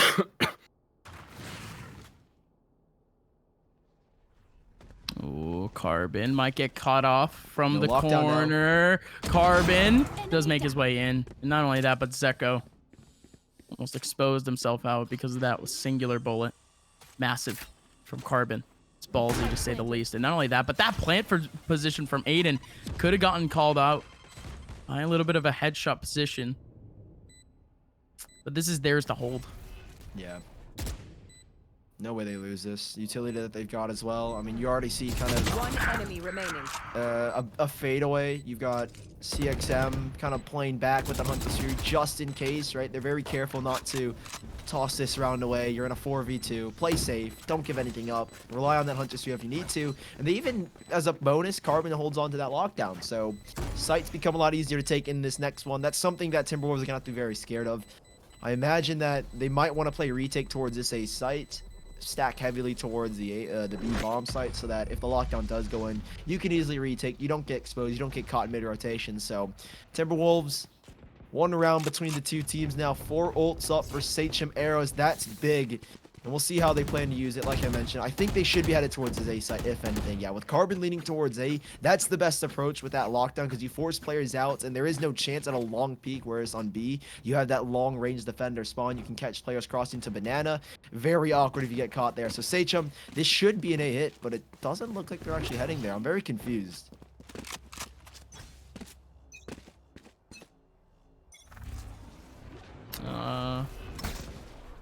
Confusing to say the least. Aiden has good early advantage though. Might be able to find his way into tunnel. But instead he's using this elevated position for that op. His op. Oh, he's avoided it. Fairly decent thus far, but oh, hijinks. Hate to see that. He needs a frag back ASAP. Let's try to get that HP back. But even then, just the early attention over towards B. Literally just the peek from hijinks. Called out. A little bit of a rotation in. And again, that is a position for the lockdown if it does end up going for it. Just waiting for it to go down, Sully. Yeah, so we called this round. You should we said it should have been a retake A, lockdown in. There's a slight copy in the back, so there should be some utility being called, hopefully. A paranoia in the back there to flush that position out. So, yeah, Timberwolves, they rotate B because no matter what, they know they're going to have to play retake A. So you take that gamble regardless. And Sachem, they toss down that lockdown. Carbon finds his team a great position. Hijinks as well in a great position. Down to 15. Takes a dismiss rather than the absorb. Get out of that position. He can play instead. Very cheeky angles with that Phantom. And now he's got another frag. And that'll heal him right back up. It's now a 3 versus 4. Spike has been tapped. CXM's trying to hold on to this, but there is nobody trying to contest. He's used all three. They can try and stick it, but no. Big frag from Carbon and CXM. It's him against one. Zeko goes down. They try to be the aggressor. Carbon was there just in case. 3-3. Sachem, they lose 3 in the process, but a clean round overall. The amount of damage done by the showstopper too. Duelist was so close. I mean, the positioning was right in a sense, but it's almost insane how disciplined Sachem was actually playing that spike later on in the round, purely because they had the insurance. They had the Hunter's Fury in the back lines just to try to delay some time. They didn't end up catching anyone off of it. But even then, they ended up evading even more time. It's that same dynamic from the Timberwolves of them just wasting time. Just holding off their opponents from even approaching. You just get into this awkward position where it's just like, all right, we have the site, but there's literally only one position that we just can't control, and that's just going to be the spike for yourself.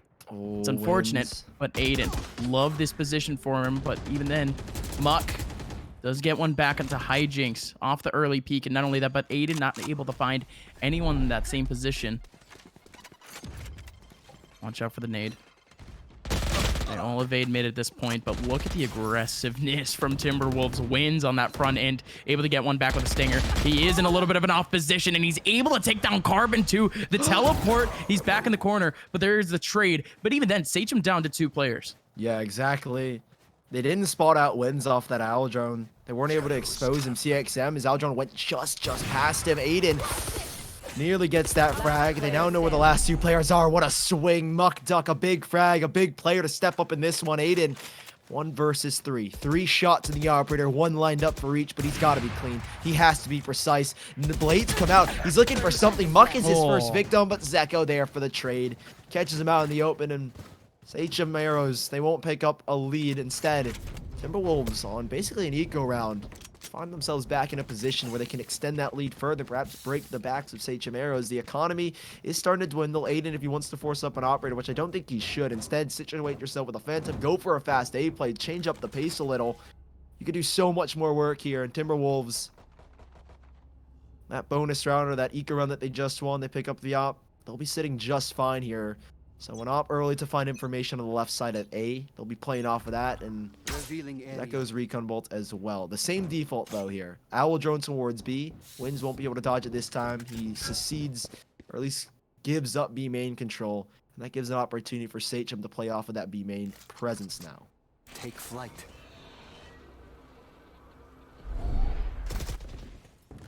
Right here. Early A approach from Sachem instead.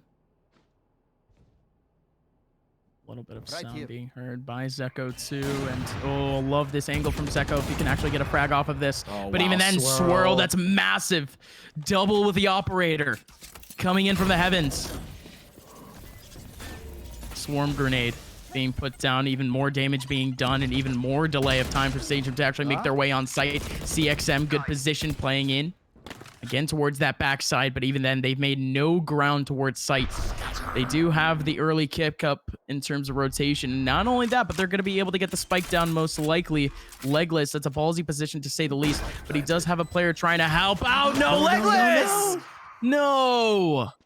Carbon launching over towards mid, has the angle onto Zeko, but Zeko has the faster draw. 5-3 scoreline. Yeah, so Carbon there was just trying to cut off those rotations, but his teammate, that's such a careless mistake, Legless. You can't cross out just so naked, and it feels like that's happened too many times for the side of Sachem arrows. It feels like we've seen that happen more than once on Bind, on Ascent, and here in Icebox. A big round as well, because now you don't really have the economy. Aiden thankfully didn't buy that operator, so he can drop one of his teammates. He can opt to give a second Phantom over, which is going to be big if they wanted to invest, which they do. So they will have at least something going into this one, but this is the round. This is the round that if they lose, they'll be fully reset. The game is still close, but with Swirl's operator presence on A, it feels like they're going to try and deter from that, because having a strong operator on the back of A Icebox is so crucial, right? That early angle you have straight to the top left of A main control, very, very big. And Swirl did a very good job of controlling that, where Wins, he's looking for some control himself. A very big off angle. They'll have no idea. He drops another smoke. This is such a big fake. Wins. They're going to have no clue where he is. He's standing above them, and down bullets go, but an umbrella opened up by CXM. They stay alive, and the B site giving up as Mukduk tries to give some kind of resistance. Mukduk, beautiful position, able to get himself one, but he's still moving around. Mobility important, that insane position. Got to keep your head on a swivel, and he's still able to get himself one, but nothing more as the Timberwolves, they're just getting held back. Good early frags from Sachem. Even then, they are still making more noise over towards that B site, but the spike is going all the way on A. Great stuff from CXM. And just like that, they even have control of the rotation. Look at Carbon's position right now. He's got to cut these rotations off. Spike goes down. Gonna be able to get one easy. Oh yeah, no, my trigger God. discipline. I was about to say, could be able to wait for the second one. No way that Zeko checks that position. Massive now in a 4-on-1. As now it's just down to Duelist. He has 2 satchels to work with. And it's just disastrous. Sachem aiming for a 4th round. Duelist really just trying to make this as dangerous as possible. He gets one back, but the spike has gone down already so much. Makes his way by, even more damage being done. He has no advantage of spike. This round is just done and dusted. He's out of there. 4th round for the Sachem Arrows. Yeah, this is the risk that Timberwolves made for going triple duelist instead of that double sentinel. I mean, I feel like the double sentinel is so much better on a map like Icebox. If you want to go triple duelist, you've got to be more keen to take early fights. You've got to be more keen to get more aggressive, right? Down mid, down towards B. Wins tried to do that, but solo, it's so risky. You need people to draw fire away, to get information for Wins to play off of. And doesn't work out. No sentinels to lock down A. No Cypher tripwires. No Sage slows to delay a push, and Sachem, they're full aware of that. They're very aware of those issues.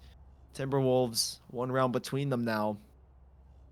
Light armor for Swirl. So economy, not doing too hot right now. Hijinks will go back towards middle. He'll be looking for something off of that Lear. Any contact made? Nothing just yet. Aiden plays around that owl drone. Wins, hoping to get something off of this angle. Instead, he reveals his position fully, I believe, to that owl drone. So he's exposed completely. Great paranoia to delay, though, but Hijinks doesn't care. He's just going to push up. He's going to take more ground off of that, expecting him to back away. And now they've got great pressure towards B, but there are 2 players. A well-timed smoke, but that allows players to cross safely because of it. So they'll have to watch 2 angles. Top of Banana and the entrance through. Hijinks will lead the charge. A lockdown to force them away as well. And this looks like... oh, it's a complete fake.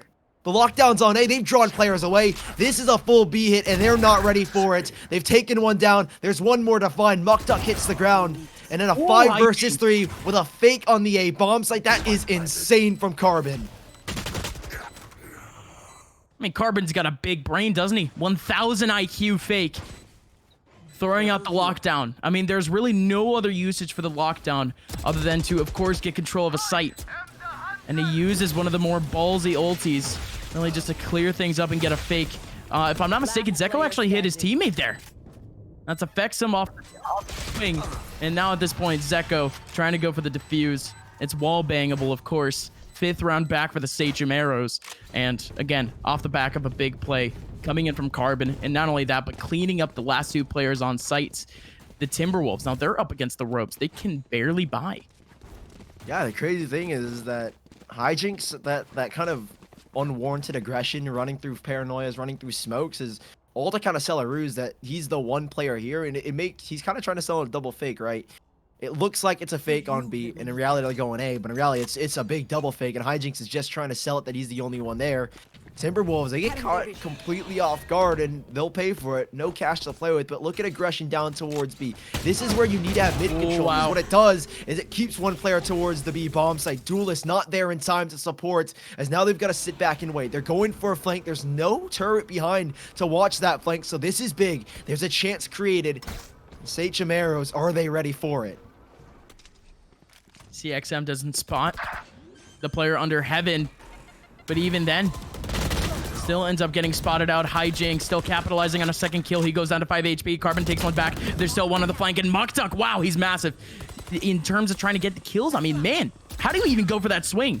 2 kills off the Ghost. Mukduk does end up going down, but there's still 1v3.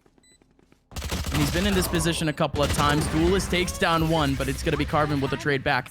Again, Massive effort coming in from Mukduck off the swing back. I mean, there's really no opportunity for him to get too many kills there, purely because the Sachem arrows, they have been playing a couple of anchors back towards that back heaven area, but no one peeks him. Instead, Mukduck, he just has to go for these long-range scenarios with the Ghost, and again, just massive work. Even then, it's going to be a full buy coming in for the Timberwolves.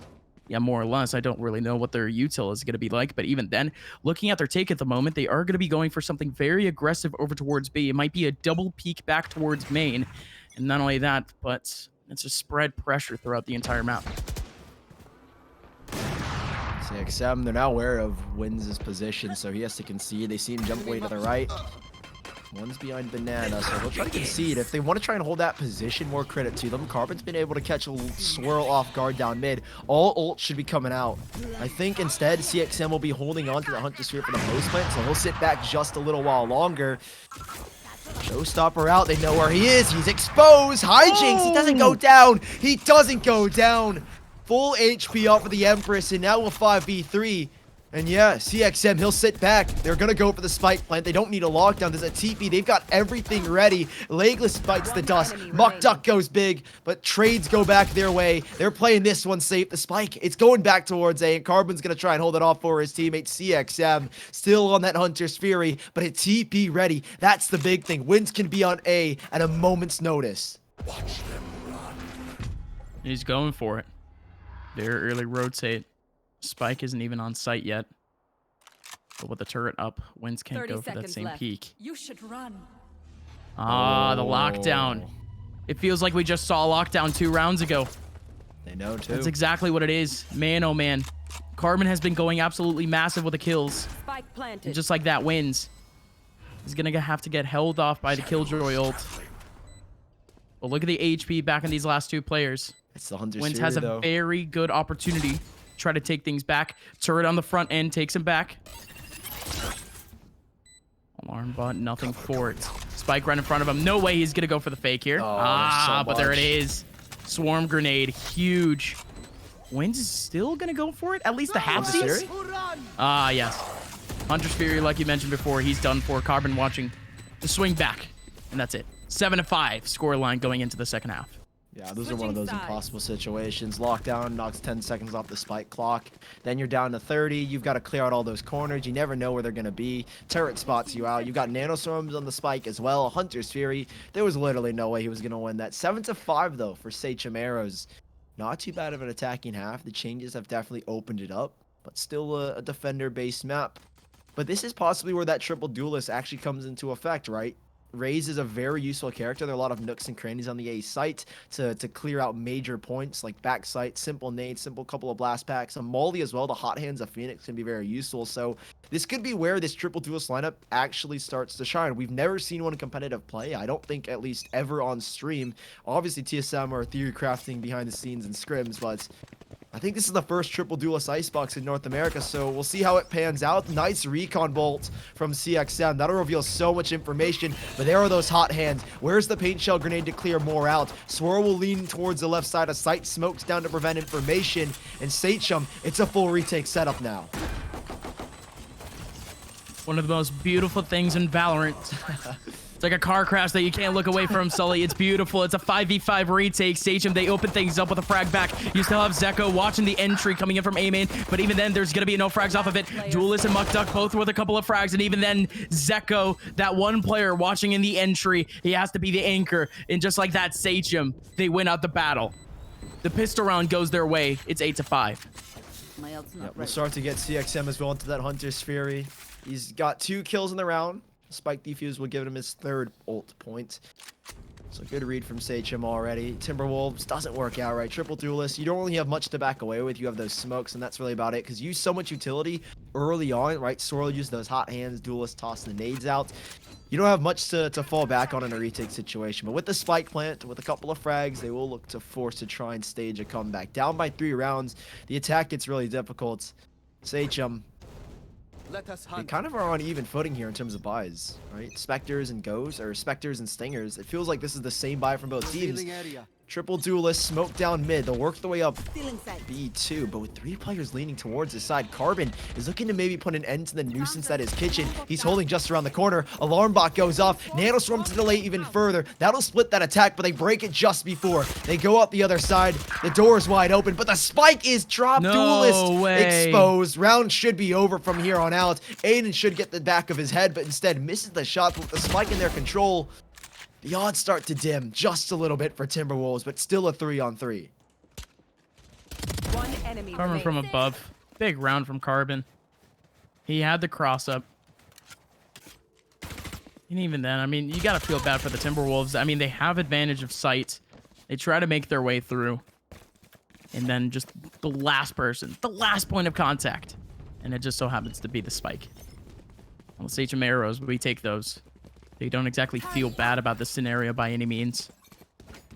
'Cause it is going to be SMGs rebought by the Sachem arrows. Well, the Timberwolves, just at about 2K on most of their players, they're going to stick around with the pistols. They're more or less forcing into this one.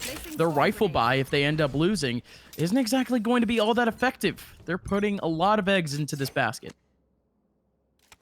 Carbon again, heavy invested towards that tube side. Kitchen control is all his. They're playing retake A. Like we said this in the pregame, main focus is getting that B control, playing retake A, and exactly what Sachem do here. They back away. A pick given up a little bit too early. Zeko exposing CXM out in the open. Hijinks is quick on that trade, but Aiden has been caught in rotation. That's not a good look so far. Carbon trades it back to a 3-on-3, however. So far, so good. Sachem, they've lost 2, but they've also been able to trade 2, and Muckduck. That was the kill they were looking for, but again, still even. Carbon drops down and wins that duel. A big fight to win, and wins on 65 HP. No paranoid to allow him access. He needs to get this frag and maybe look for a TP, but Hijinks, he's been on his game in these last 2 maps, and they get themselves a 10th round. Sachem, that's the plus of a Sentinel, and they make it work. They make it look so easy as the A side is theirs, and they've got double digits.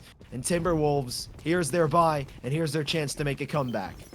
Here's their chance, but even then, with the Sachem arrows backing out in terms of investments, even them in the last round, they wanted to stick around with a couple of SMGs. They have an opportunity to buy out some rifles, but Sully, they're really just trying to finish this off now in a sense. If they win out with these SMGs, their economy is going to be way too overbearing for the Timberwolves to deal with for the rest of this map. If Sachem wins this, it's pretty much wraps. Timberwolves, yes, they have the firepower on, but they have a Legless. Legless, a massive frag early on with the wide swing off the Spectre. Not only that, but they've spotted the spike. But even then, no ground has been made up just yet. Hijinks still holding W down mid. He takes one back. 3 players remaining for the Timberwolves. In comes Swirl. He has to run it back, trying to clear up this site. Gonna be able to take down Aiden. That's a massive swing from Swirl. And now he goes all the way back. Spike goes down. 3-on-3. Not a lot of utility here for Sachem. Empress out for Hijinks. Carbon and Hijinks together. We know they're the dynamic duo. They're clean, they're clinical, but Swirl gets the back of his head. Carbon down. They do still have that Empress, but Muck has already spotted him out. They know where he is, so it's a trade-off, but he needs a frag now. He needs to get one quick. Swirl caught, catches him out in the open. CXM with 1 sheriff, but against 2, he needs 2 more just like that to follow up, and he's been exposed. Wait a minute! With CXM, Hunter's Fury as well. He's gonna try and get it to half. He's gotten him off. Muckduck with the fake shots, and there is no time. 2 quick shots, but that'll break the economy if he can get this final frag. Muckduck will take him down, and he should be able to stay alive with the dismiss. No! He goes down, never mind. 5 players lost. 5 players lost for Timberwolves, and that's a huge investment they've got to make now, because that was a bonus for Sachem. It was desperation for Muckduck. I mean, well, you hate to see it, that it wasn't long enough. If he had went almost immediately with it, off the kill onto CXM, if he had thought about that situation earlier, he could have potentially been out of there. Yeah, he but should have ran instead, away. he just got completely caught off. So ran Sully, away. although it wasn't a kill for CXM, their economy's broken. Yeah, I mean, I don't know why he ran into it. Like, you probably should have ran out of it. The more you know, Muckduck, the more you know. Now you know that you can't run into a spike even on a dismiss because the timing doesn't work out for you. So, unfortunately, It was good timing. I mean, the idea was there, right? It was a last second reaction. It's like, okay, you get the dismiss, but it's like, don't run at it. You know, it's slight things. 6 to 10 though, with those 5 players being lost, you can kind of see the economy. And while we have this tech pause, we can talk a little bit further, kind of dive deeper into what's been going on in this game. No Sentinels is kind of the main point I feel like we've been jumping back to for Timberwolves because it's such a crazy idea, right? This is such Icebox, a new map. Triple Duelist has also been relatively new, and they're trying to make it work, but you kind of see the repercussions. No watch a flank. It's very hard, and on the defense more specifically, it was extremely hard to hold down sites and play retake A, which is probably the most common thing to do on Icebox. So Timberwolves, they concede the defense, and with no Sentinels here on the attack, you can see the issue starting to kind of creep up on them as the second half continues to progress.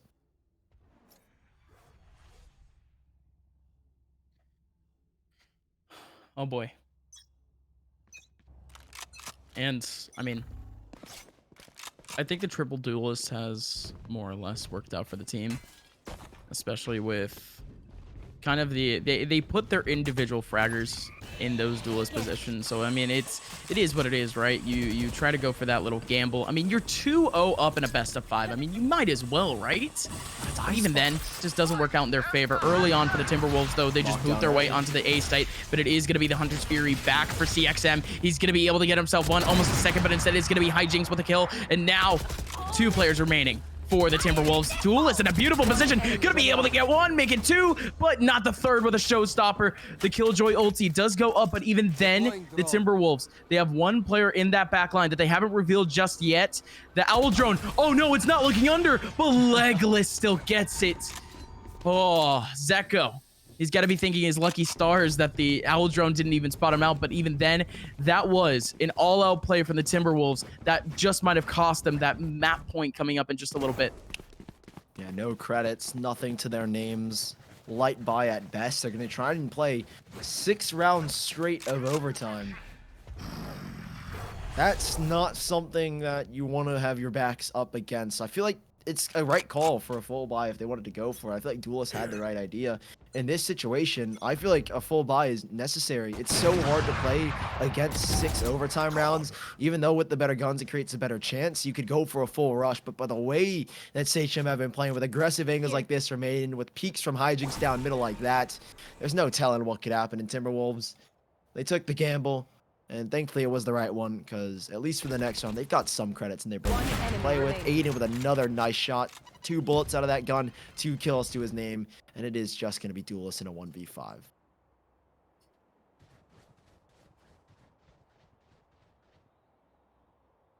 There's really nothing much that they could have done in the first place anyways. Here. Just try to go for it. And, well, Aiden got the angle. Not going to be able to get the kill either. All right, Duelist. Still going for it. Hijinks in the back line, able to get it done. Flawless round coming in for the boys of the Sachem Arrows. Well, they have their first map points of this entire series. Again, you got to feel bad for the Timberwolves, though.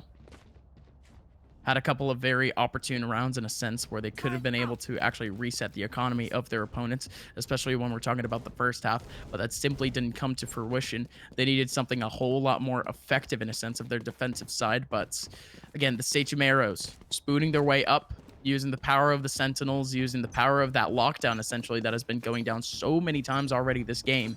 They've been able to clear out these sites with ease. But now the Timberwolves, they're actually stacking up 4 over towards mid at the moment, and Carbon is the one on the front end. Oh, good cross from Hijinks, though. They don't smoke off that angle. Hijinks, he's just tearing them apart. 2 frags already.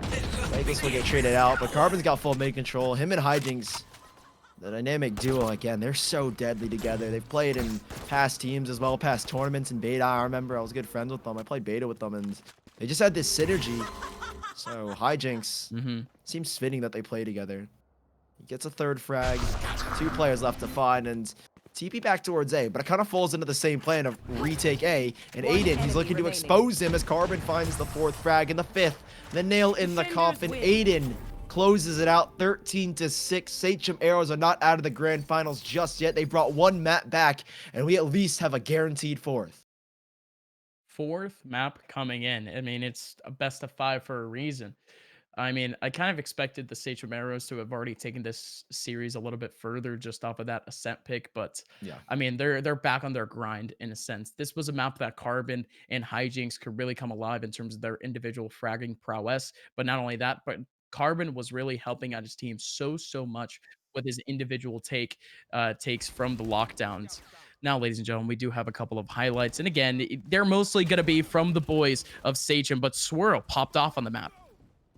Yeah, Swirl had some really brilliant moments. I mean, I love the aggression, the attempts to try and get in the face of Sachem. And it was kind of, it goes back to that thing as a triple duelist. You need to really push extremities, and we didn't see that at all from Timberwolves. Like, we saw occasional pushes down towards B main when we had wins throwing smokes, but there really wasn't any, like, pushing, right? You need to get aggressive.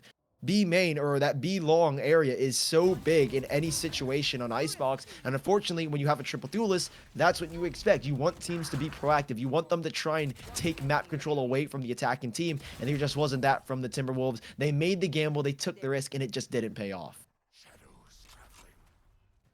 And again, it's something that they had a lot of cushion to do. Just the triple duelist, it helped them out in terms of the hard 1v1s.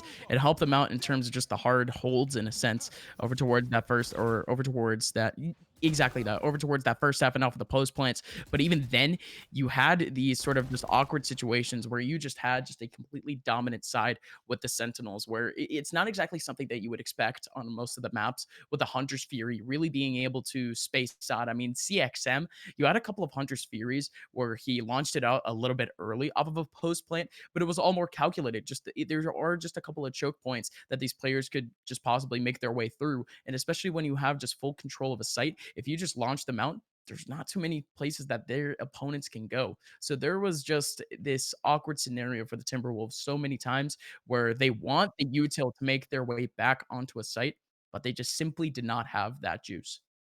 Yeah, well, they made a gamble and it didn't work out. Will the fourth map tell any different? Are they going to stick to the triple duelist? Will they go back to the double sentinel? Wait and see. But while you are waiting, take a moment to listen to me. Asus ROG Tough is the official hardware sponsor of HSEL and Fall Major 2020. Globally recognized as the #1 gaming brand worldwide and used by elite school esports teams here at HSEL. We'll see you guys back in a few to figure out what will be our fourth map and what will be our fifth map if we do see a victory here from Sachem Arrows.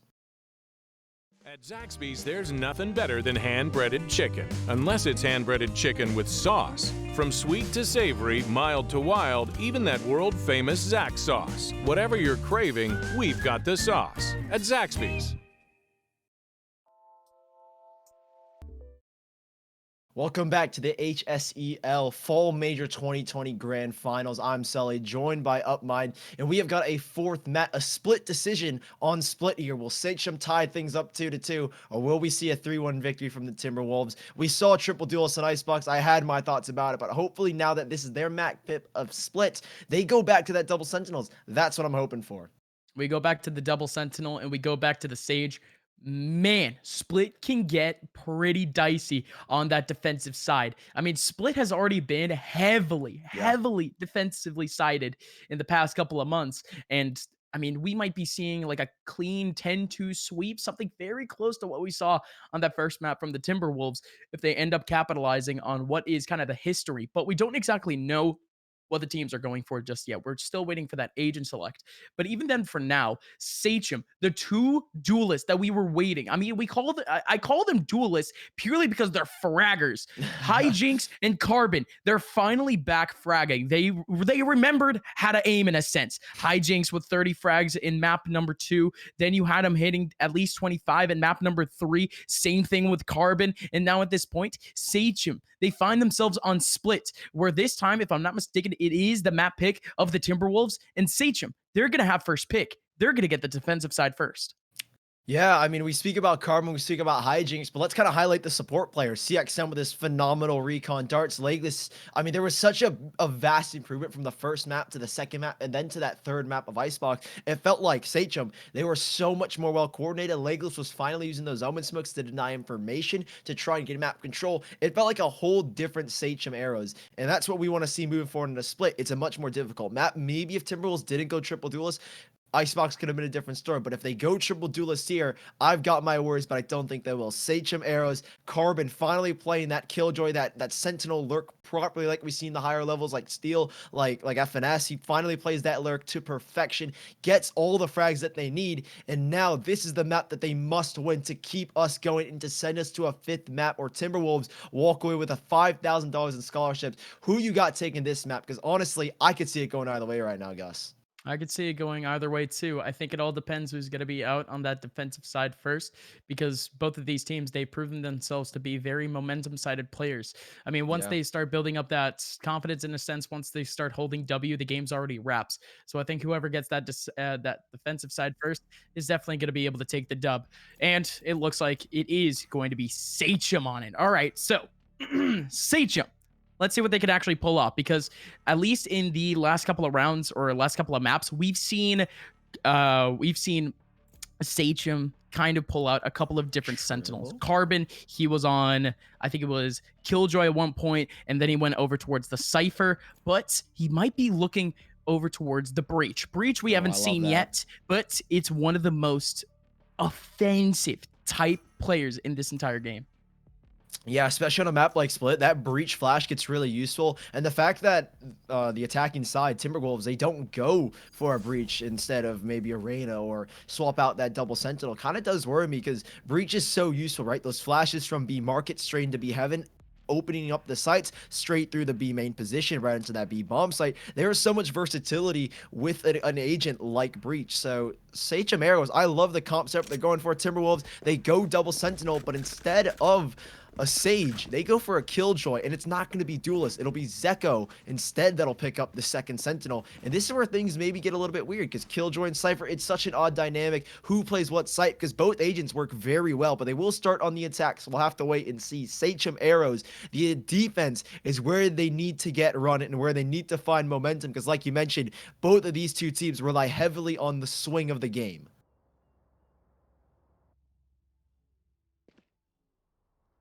It's more than crucial at this point, but even then, let's actually look over towards what is the setup over towards the A side. It's almost expected, right? We're going to be seeing CXM on the Cypher, sitting up on site. The tripwire spots, I mean, they haven't changed since beta in a sense. They do have the camera up too, just trying to peek off of what would be that first contact. Tripwire on the front end, but they're immediately going to take it out. Good communication coming in from the Timberwolves, and they're just ready for the picks. In comes CXM. He already has himself two. Still swirl around the corner too. CXM, you're nuts. Gets himself three. He opens up the site for his teammates in an instant. And the rotations for Sachem, it's even better. Swirl, he has himself three also. Triple kills all over the place. But even then, the Timberwolves only down to one. Really don't know how the heck CXM does that. That is absurd how he finds 3 frags in that position as well, right behind LED. But let's not count out wins. 35 HP, but all it takes is a right click of that classic. 3 bullets in his mag, and he's got him tagged down low. This is winnable here. Hijinks has got to be careful. You can't go around corners unwillingly and wins. He gets caught out in the open. Hijinks pulls it back. 1-0 start for Sachem. It's a perfect execution as well from Timberwolves. I have got no idea how CXM pulls 3 from that position, but he does it, and Sachem have got the lead.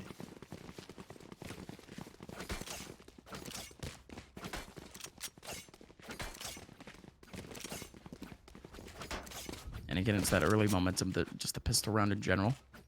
We saw the Timberwolves come out to what would be clearing out all of their spaces. I mean, they already knew exactly what they were getting themselves into, especially facing up against the Cypher. Cypher is barely ever going to play that B site anyways. So at that point, just have everyone just kind of on lock. You have the tripwires up. You're not even clearing out heaven to an extent. You have at least one player going up in that angle, but the Sachem Arrows, they already had full control of the site, period. But now looking over towards this round, Sachem, they had 4 players over towards B. Timberwolves almost just walked into that trap, and they're still trying to regress onto it. They're finally rotating back in towards mid.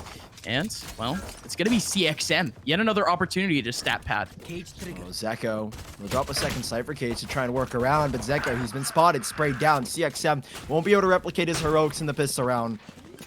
No hat trick for you. Sachem Arrows, though. There's a flank, though. There is one player wins. He's trying to catch players out in heaven. If he can get Hijinks, that could be massive, but Hijinks reads him like a book. Duelist gets aggressive to try and take an early fight, but right now, Timberwolves, they're sitting not so hot right now. Good frag from Duelist, but with the overwhelming amount of players with the firepower in their hands, Zachko's going to try and pull this clutch off. 21 HP. There's only so many places he could be sitting once you've cleared the back site. They've spotted him now. LED screening his way of the bomb, and it will be a second for Sachem. 3 players lost, so not the bonus they were hoping for moving into the third, but Timberwolves, they do enough to perhaps throw a little bit of worm of doubt in Sachem's mind, and perhaps moving forward, a bye here could benefit them greatly.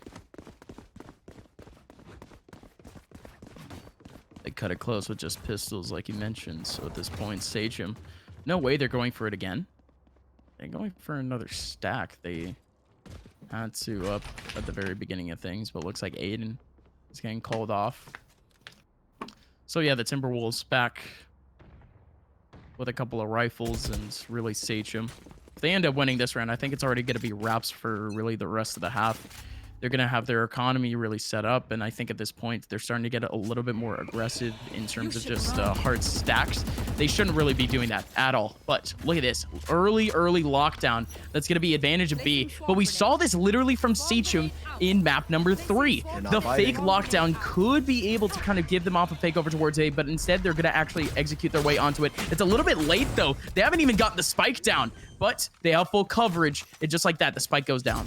Yeah, smoke dropped as well. That's a really good call to delay because that prevents any push, and it buys more time for the side of Sachem to get those rotations in because you don't know if one of the players, if Legolas decides to stick around in front of that smoke, he'll risk the detain and he'll try and get a couple of frags, but there's that paranoia. Always so crucial in rounds like this, but a frag goes back the way of both teams. CXM still got a ghost, so overwhelming in firepower they've got, but big frag from Duelist, a nice double, and an even bigger third. 1 versus 3 now, and he's caught in the open. Legolas does what he can, but with the firepower Timberwolves had and with the lockdown moving forward, it was expected they take this one 2-1.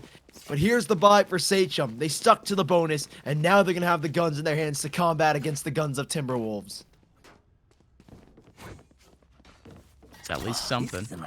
And even then, with so many players surviving, their economy can start building too. Sachem, now they're the ones up against the ropes. They can lose out on this lead in an instant, and in fact, just give it over towards the side of the Timberwolves just off of this round alone. Let's look at the actual take, though. They do have 1 ulti ready. It's going to be in the hands of the Rays, but no early aggression just yet. It's really just going to be hijinks sitting up over towards mid. Again, mid has been such a hot spot for Timberwolves thus far, and even then, Sachem, they haven't had really any awareness over towards this position, period. Hijinks, this is really the first time that we've actually seen someone watching over the spots. Even then, the Timberwolves, they still have a very split approach thus far. Yeah, decent map control as well, but a good smoke from Legolas to keep a hold of the B extremity. He's still got control over the B bomb site. They've got both the flash players here as well, so there should be no entrance on this B bomb site whatsoever. Hijinks, risky swing, great flash, and that's the versatility, but an even better Boomba to keep Hijinks from getting anything. Flash to hold them back even further, but in comes the showstopper to clear out the corner. Duelist doing what he does best, going in first and opening things up, but an even better flash. Again, those breach flashes, they're doing everything to slow this push down. Smoke to deny information, but a risky swing. CXM gives his life up for what? Complete control over the A site now. And Timberwolves, they're walking into a ghost town on A. Spike will go down, and at this point, if I'm Sachem Arrows, I'm thinking about saving now.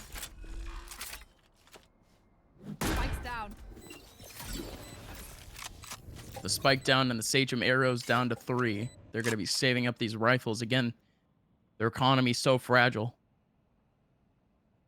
And like I mentioned before, this round would equate into 2 for the Timberwolves, but the arrows, however, they are going to have some spending power going into round number 5. These players that are surviving, most likely, I'll say most likely, because they might want to keep everything at more or less an equalized place, really just to try to get everyone buying by round number 6. But even then, if they do opt to go for the redistribution, it could be effective. Just really trying to put up a fight against the Timberwolves round after round. But even then, more importantly, as I'm talking about economy, the Timberwolves, everyone's surviving off that round. They're the ones that are rolling in cash. They're the ones that are rolling in momentum at this point. They took mid easy peasy. I mean, once you have up that breach in terms of the Sachem arrows, yes, it's going to be oppressive, but it didn't look as if Carbon was really starting to in a sense, he was starting to manage it too well. He was actually team flashing, I think twice out of his 3 available flashes. And to that extent, Timberwolves took full advantage. And looks like the redistribution does not come in. They're actually forcing their teammates to actually buy for themselves. Looks like they're going to keep things equalized. But now, ladies and gentlemen, we do have a full take actually from the Timberwolves over towards a B main. Yeah, battle for mid. They end up playing retake B. Legless with a very early paranoia. That'll buy some time for Hijinks' rocket, but nothing comes from it. So now the question is, do we even go for this again? Aiden with a good trade. That drops a spike, and Legless, he's going to move upon that. He's going to assume that there's a gap in their attack, and there is indeed. Muck Duck, though, around the corner, around that site where Cage pulls one back. But it's still a 2 versus 2. Make it just the 1 as Aiden finds himself a coffin dug out for him already. Lead back to Timberwolves. A lot stronger on that execution. Got a little bit dicey towards the end. Showstop from Hijinks. So that found something. Definitely could have created a bigger chance for the side of Sachem Arrows, but nothing to their avail. An eco here for them. Light buy, pistols, light armor. What they can to scatter the economy of Timberwolves. Maybe pull some guns out of their hands. Duelist is the one that's earned the most, so maybe he could get a drop instead. But Timberwolves, their economy's just fine. Sachem Arrows, maybe they can get a couple of guns away from this, but if anything, Timberwolves, they'll be playing it cautious, they'll be playing it slow, and being very careful as to how they push.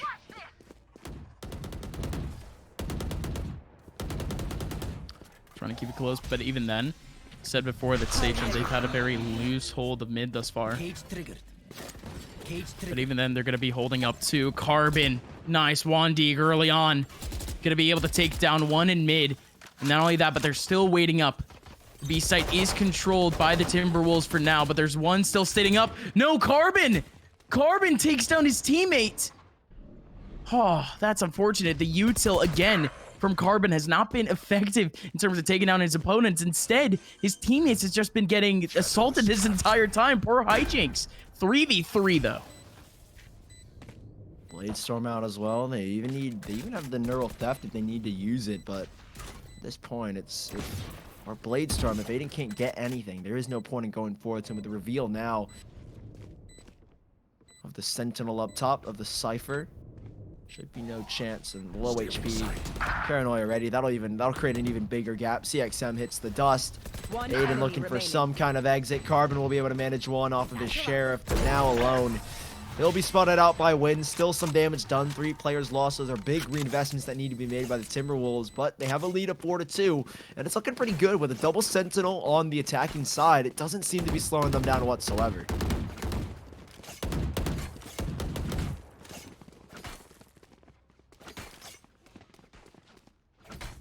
No, not just yet, but even then. We're seeing the Sachem Arrows at least starting to pick up at least what would be a little bit more of an idea of what their opponents are going for. Again, what I said on the defensive side, it really all depended on what would be kind of that 3-round burst, just trying to face up against that first rifle round. Really just the first 5 rounds in general are as crucial as you can get, really just to try to set the tempo for really the entire game. In Sachem, they weren't able to take advantage by any means. So at this point, the Timberwolves, they've executed once again over towards mid. Good early frag, though, coming in from the Sachem Arrows. It's that early peek that they haven't gone for at all and is more than effective. But even then, the Timberwolves, they take advantage of A main, but they're already out of there. Full advantage of mid. Now they're an elevator. Might be a full rotate, but they have a full minute to work with. They've confeated Heaven. Aiden. He's watching just in case with that operator. They're wary of the fact that with no A main control, you really can't make a split happen with just 2 players in Heaven. Boomba, that'll reveal. They know where he is. They've got to flush this man out. Great fault line, but it's a little bit late, and it doesn't keep Hijinks alive, and Carbon will subsequently go down after. A lockdown if Timberwolves need it, but in this position, you've got an operator. You have a rifle. This is a save already. That's just unfortunate. Because again, the Timberwolves, it's yet another marathon in a sense where they just take control of really the entire map, and they're just looking for picks. Anywhere that they can find that first pick, they're executing onto. And it's almost insane to even say that out loud because everyone is so spread out. But everyone has that sort of fragging power in a sense. It's almost too overwhelming whenever the Timberwolves does end up peeking out. This A side is about to become a little bit of a battlefield, though. As the rotation does come in strong for the Timberwolves just to try to get a couple of these exits. It could be worth it in terms of eco, and indeed it will. Wins. Madman. Takes down both Aiden and CXM, but what is going on? The ulti being used by Muck Duck. That was not effective, to say the least. But even then... Misclick. Yeah, that might have been a misclick, actually. Has to be. But even then, Sachem North, pistol buy coming in this round. Yeah. Wins gets the better timing on CXM. He thought he could see him cross, but Wins beyond the LED before he even realizes it. 2-5 Timberwolves. Still 2 ults to play with. Now with the lockdown in effect, which it just came in, I was gonna say that they should be looking to play retake on either site. But given the position that CXM is in, he's not looking to leave whatsoever. They're able to bait out the tripwire with the turret. What more can they find, though? They go straight in. CXM, he's sitting behind a cage. He's isolated. He's on an island, but that cage goes down, and Zeko, neither Zeko or Swirl are ready for the timing. 4v4, a rolling thunder. So there are chances given, but I don't think they want to use that just yet. Maybe find one pick or just go straight forward. Carbon's looking to line something up, but they need a frag. Still a 4-on-4, no HP lost just yet. A TP available as well if they want to take a different route towards B main. But a very, very simple retake setup here by Timberwolves. Lots of crossfires being held. There should be no chance here for the Sachem North. Paranoia to try and kick them in. But Duelists, they're already trying to back away from that rolling thunder, but there was nothing to come. Carbon trying to find something. It's Legless left alive and last to die. 2-6 Timberwolves have a guaranteed 6-6 half. This is looking good for them on the attack.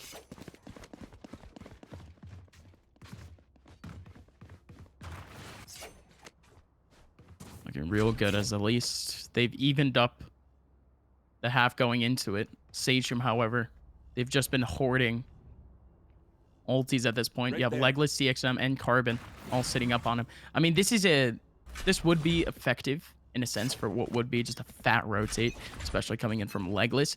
But even then, you're going to have to see Carbon going absolutely massive on this Rolling Thunder, and he could have an opportunity to do so. 3 over towards the back of A main. And if Carbon does find a massive opportunity with the Rolling Thunder, especially off of just a very short retake or just a hard hold of choke point, could be able to capitalize. Great flash, though, coming in for Carbon. Not exactly able to get the frag, but definitely a whole lot of damage. Carbon still at the front lines, able to get one. Gonna get traded back by Wins, however. In comes Hijink. So ballsy to actually make his way out of the smoke. Massive 4-on-3. Big utility usage from Carbon to keep those flashes going, to keep the delay going. And now look at that. It presents Aiden a free kill. It prevents them an even bigger chance to make the retake. Aiden's opted to go for the Phantom. And in a 1v3, no lockdown, no chance, no spike down. He's stuck in a corner. And he's bound to clear this. He is bound to. If the spike hasn't gone down, there are only so many places he could be off of that turret. Very few angles Swirl could play in, but he at least has gotten 2. They're giving him these frags. Swirl in a 1v3 might make it work. What's he gone? That little beanie on top of Killjoy. Hopefully a little bit more magic as CXM is low as well. It's a 1v1 now, Gus. 1v1. Swirl finally has Spike 30 back. seconds left. Really just waiting for the approach. 25 seconds left. Spike hasn't gone down yet, but not only that, but CXM, he's watching the crossover back towards main. That's a fake. It hasn't gone down yet. Don't peek yet, CXM. You're fine. Stay in that position. He's such in a prime spot. 15 seconds left. Swirl really just waiting for that initial push. But even then, 10 seconds left. just waiting to the very last possible moment for him to actually get it back. Oh, that turret. That is so massive. He's going to take hits from it. Swirl has it open. Oh my, no, CXM, take down the turret. Oh, the turret is down, though, as he takes down Swirl. Swirl, if he had just stayed back behind screens, that would have been it. CXM is down to 30 HP. Such an intense scenario, but CXM, he shuts it down immediately. Swirl, I mean, his movement has been great thus far, especially for a Killjoy, but again, that last little boost, him just trying to make his way over towards shorts, that ends up being the downfall of him. Yeah, Swirl was really trying to play the big brain. He was trying to change his position up. That turret he was hoping would warn him of any incoming danger from CXM. The timing, it's so unfortunate. He gets caught off guard. CXM, well played to you though. 3-6 still. Timberwolves, they lose around here and there. They're not going to be too mad. They've already got 6 rounds on the board of attacking side. And we again talk about that double sentinel. That is going to be killer, I think, for Sachem Arrows to try and adjust to, especially on the defense. It is going to be a nightmare battling against a Cypher to killjoy on both A and B. Whereas if you have one sentinel, you can easily just abuse the site where the sentinel isn't, which is exactly what Timberwolves have been doing. They've been hitting B constantly. Now this is a switch up. Cypher is here, and they're going to try and lock down the B bomb site. Early presence shown, a cam to get information, a smoke down to deny information. There's a moment, there's a slight chance that perhaps Muck Duck can get his way on through. Lear goes out, nobody's affected by it just yet. Low HP already as well onto the Killjoy. So with the 3 ults, they've been holding on to that Rolling Thunder, Gus. If CXM can't hold it down by himself, you could bet that Carbon will be looking to use that Rolling Thunder. Nanostorm to clear it out, but again, CXM, he's done a good job of delaying. And a Paranoia as well for Legolas in the Heavens. This setup is so good for Sachem Arrows right now. Shadows traveling. It's good for him, but even then, Timberwolves are going to be able to take advantage of Heaven for now. Legolas still is back. A little bit of a trade, but even then, it's still advantage out towards site is now CXM in the back lines. He's just done for. The Rolling Thunder didn't do much at all. Carbon surely did try, but even then, Aftershock. Aftershock was good, but even then, it didn't end up connecting. Still 20 seconds left for them to actually go down. And again, Hijinks so confident to actually make his way out through smoke. Such a tight angle, but even then, no shot. Carbon, Hijinks, it's the dynamic duo. Can they pull it off? They've got a lockdown as well here, Timberwolves. They don't even need to commit to this, but they're not trying to use that lockdown. This is a round where they're hoping they can hold on to it, and they're not even going to commit. No ults, but it's winnable. Carbon, one player up close. Is he ready for it? Hijinks is up. Is so deadly. He's got one, but the dismiss from Muck Duck to pull it off. 7-3 Timberwolves. That is so unlucky for Carbon in the Heavens. So unlucky. They don't have any credits now, Gus. And we're headed into the later stages of this half, and Timberwolves, they're looking to extend it to a possible 8-3 lead going forward. I mean, that was his opportunity in a sense. Carbon had Muck Duck right down his crosshairs. But even then, no opportunity. Just that dismiss going away. And I mean, that's just the late round, right? What about the Timberwolves later on whenever they actually started to make their way by? Huge from the Sachem Arrows as now they try to go for a full B gamble, and it just didn't work. The Timberwolves were so ready for it. One more player in the back lines. This is a cleanup for the Timberwolves, man. One more player remaining in a 1v5. Round is done for. I mean, they only had pistols anyway, so a gamble, it is expected. It is the penultimate round of the half, so they are looking for a little bit better of a buy going into the very last round. But even then, Hijinks still able to get one back with a classic, but it's not going to be very useful. 8-3. They're looking for a 9th. A possible 9th. Full buy at the very end for Sachem. No operator for Aiden, though. We need to see perhaps a little bit more pushing of extremities, right? Hijinks has that boom, but you can get so much early control down towards B main, down towards A. And, I mean, they're both Hijinks and Carbon, the duo that we've been hyping up this entire series. The last map, they really came alive. Well, they need to step it up here. Carbon sitting 3-9. This is not the Carbon that we're used to, especially after that Icebox performance. We expect a lot more. But another B play, at least from the side of Timberwolves. Lockdown. That's why they're going to have to play retake. They can concede the B bomb site, right? They've got utility to retake it. They've got a frag to build off of now. They have to be careful. Showstopper to clear anyone out in the back. They're looking for the player deep into CT spawn. Duelist, he's got to clear this corner, but he clears right, because if you take the left, you might just go down, and he will indeed. CXM shuts him down before he can get going, but Zeko is able to find one back. Still a 2 versus 3. They create space, they create control, but a rocket to go back the other way. This is getting dicey in a 1v2. Oh, Carbon, our apologies, Hijinks now left alone and up in his hand, and it's not good enough. 9-3 to end it for the Timberwolves and Sachem Arrows. What happened on the defense? 4 rounds for Timberwolves to claim the title, and 6 in a row to tie it up. 9 to at least guarantee overtime. Sachem Arrows have got work to do. This could be it. Timberwolves on the cusp of silverware for their school.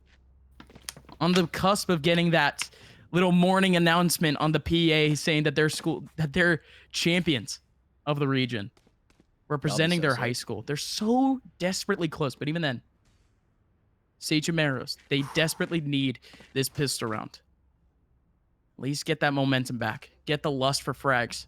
I mean, every single take that the Timberwolves had on, I mean, we barely saw any scenarios where it would come down to a 1v1, a 2v2, anything of the sorts. And to that extent, the only times that we would see it is just off of what would be just a heroic play off of like a 4v2.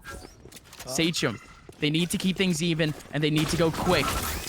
They need to go fast here on this B side, but even then, the boom bot's so effective. Hijinks down to 1 HP. Aiden down to 30. So many players low on HP. This is just going to be a shooting range, but Aiden going absolutely nuts. 2 frags for him. Legless with 1 back. There's still 1 on What? through the smoke. CXM. That's the start that Sachem needs. That is an insane shot, CXM. A right click through the smoke, and that's the light. That's the fire to ignite beneath them. Sachem Arrows.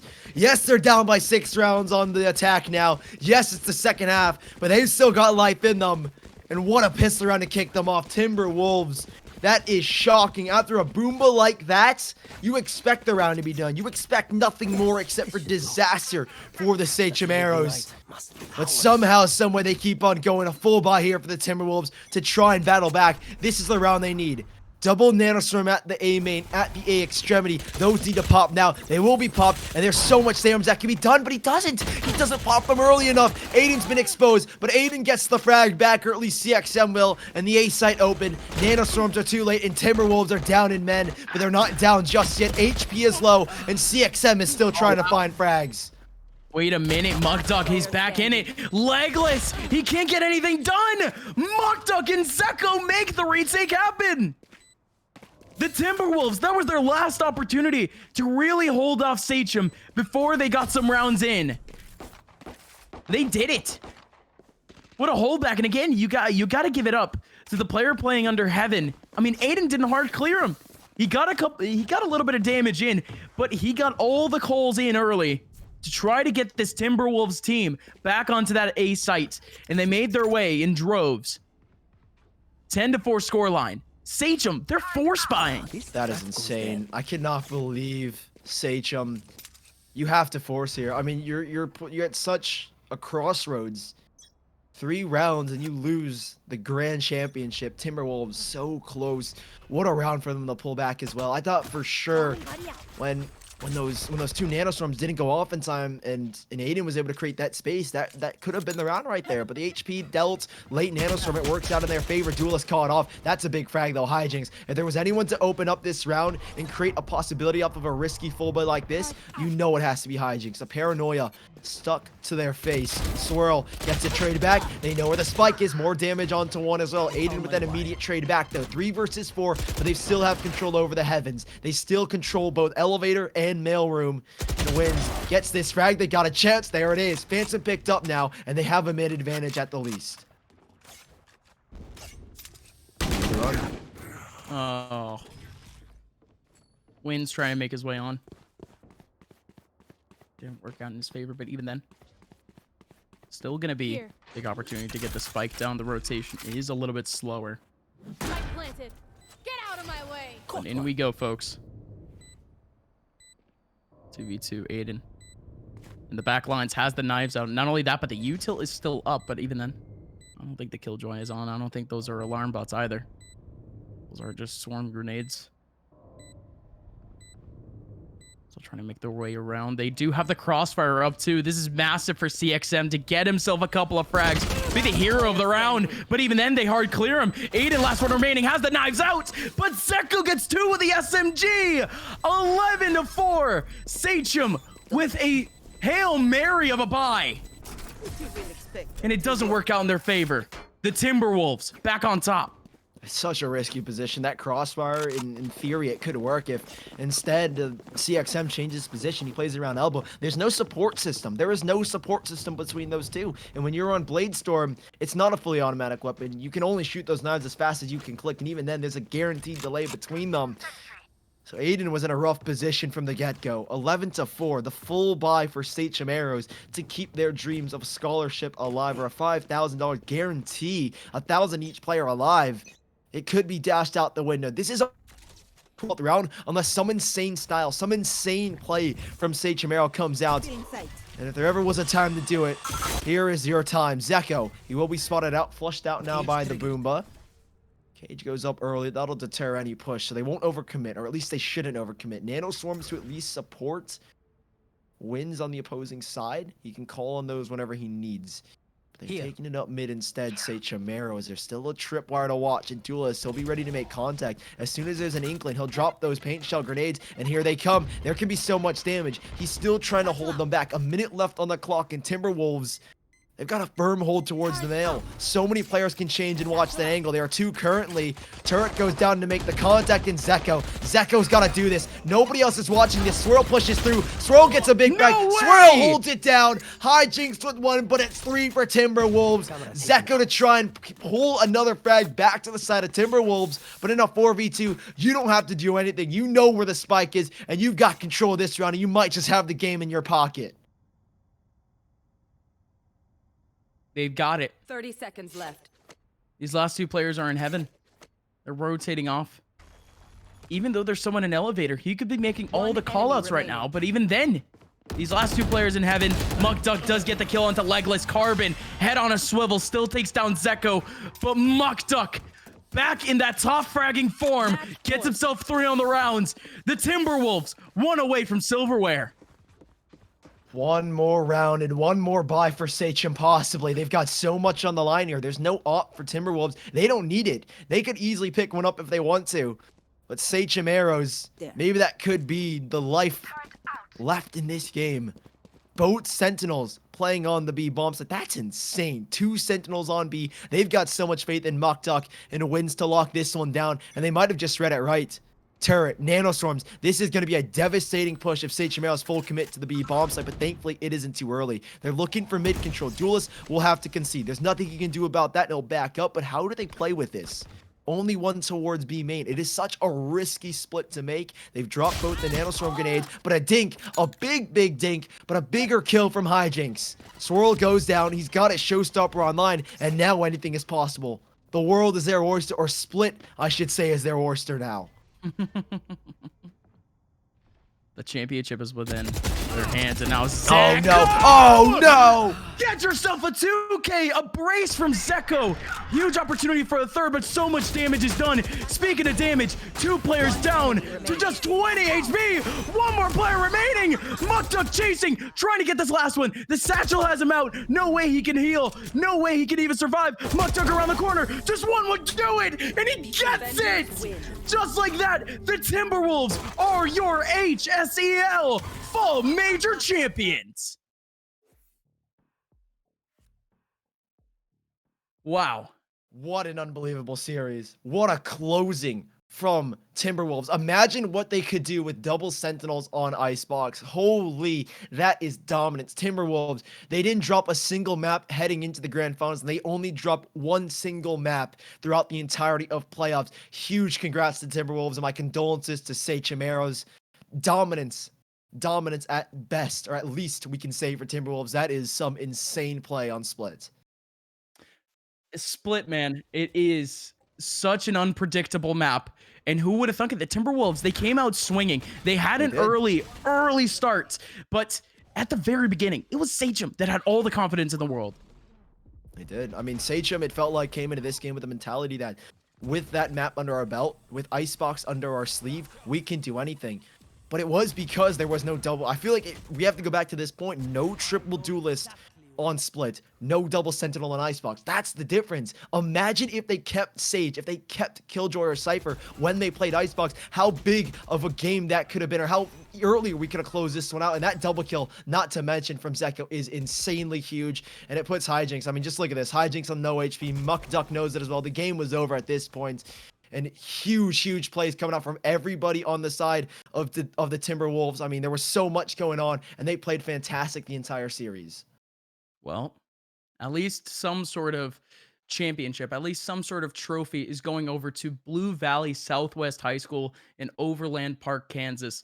Man, I mean, they got to be proud of the squad because they Gotta. have developed something what would be with a very bright future because that's really Yeah. what high school esports is all about. It's developing a future. It's developing these guys for what would be potentially some semi-pro experience, a professional Collegiate. experience. I mean, they faced up against two players that are currently on the market for semi-professional Valorant. I mean, just that in itself. That's such a huge dub to take forward in terms of a resume. But not only that, but they might have a future in collegiate esports too because they just got themselves some scholarship money. Yeah, $5,000, 1,000 each for the Timberwolves. That's some big, big cash for them moving forward if they want to continue in their education, if they want to continue in their scholarly esports career. I mean, there are so many possibilities for the Timberwolves. I mean, the list goes on, but Sachem Arrows, we kind of hyped them up. We hyped up Carbon, we hyped up Hijinks, but and we had no information on Timberwolves. But going away from this, there is so much to take away. There's so much potential. These are the two best teams in North America, in the United States, in terms of high school esports. And Timberwolves have secured themselves the best in the nation. That is gotta feel great for them. Sachem, though, they still themselves have a bright future, of course. I mean, a couple of these players that I think some of them are even maybe platinum in a Yeah. sense. I know a couple of immortals. I think there's one diamond, even one platinum. I mean, what a squad these guys actually built Yeah. up. I mean, you got to give it up to them for actually putting up such a good fight against this Timberwolves roster. And I mean, they made it all the way to the grand finals. I mean, hell, they even Yeah. beat the number one seed. I mean, they have the creds, they have the Yeah. skills. And HLCL isn't done, ladies and gentlemen, because this winter compete in the High School Esports League's Winter Challenge, a brand new leaderboard style tournament open to all high school students. If you're interested and you want to give it a try, do not wait. You guys can compete in Rocket League and Fortnite for free. All you guys got to do is go over to hsel.org/winter challenge for more info. Again, that's hsel.org/winter challenge. Again, congratulations to the Timberwolves. We will be having a winner's interview in just a little bit. You guys don't want to miss it.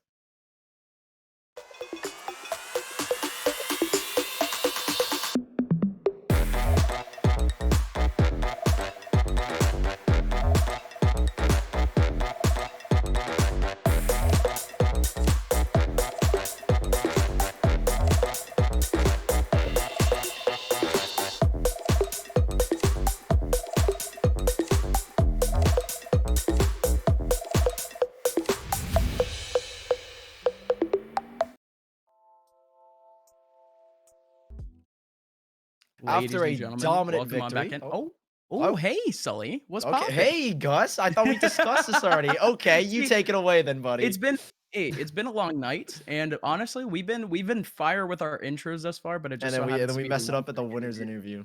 Yeah, that's crazy. Ladies and gentlemen, we do have an interview. It's Duelist. Sup, Duelist? What's up, boys? How you doing? I mean, after a pretty dominant victory on Split and on Bind, I mean, how are you feeling? You guys looked Yeah, insane throughout the entire series. yeah, I'm doing great. All those games were insane. We had a lot of fun. Uh, First on Vine, we just knew we were gonna win, honestly, because like we're just great on Vine. Like, Okay. yeah, Oh, Confidence. Confidence. Yeah, we could tell you guys are having fun. yeah, Speaking of having fun, why the triple duelist pick on Icebox? That's my biggest question because when I looked at it and I saw triple duelist, I was like, there's no way. I was thinking they're gonna go back Sage and Cypher because double Sentinel and Icebox, they can lock it down. And then I see three duelists and you go to Raze. I'm like, yeah. what is going on here? So normally I play Raze and Sage. So when we went there, I was deciding to go with Sage or Raze, and my team just said like go Raze. Because honestly, in my opinion, like I don't really play Sage a lot in Icebox. Like for Yeah. us, we didn't practice a lot in Icebox, so we were kind of messy. So we just kind of went whatever. Like we didn't have like a set like team for that. So I kind of just picked last minute on Raze, and then yeah, that's kind pretty much it. Like we just thought three duels would be better. Just a quick think, and then it didn't really turn out well. and I was like kind of skimming Twitch chat, and the boys from your school saying that you guys are all freshmen. How was your team even made? So normally or originally, we weren't gonna have like a freshman team. Like our normal team was gonna be like different people, but all of us were like friends, so we decided to just make it like a team and see how it go, just for fun. And now we're here, and yeah, that's pretty much it.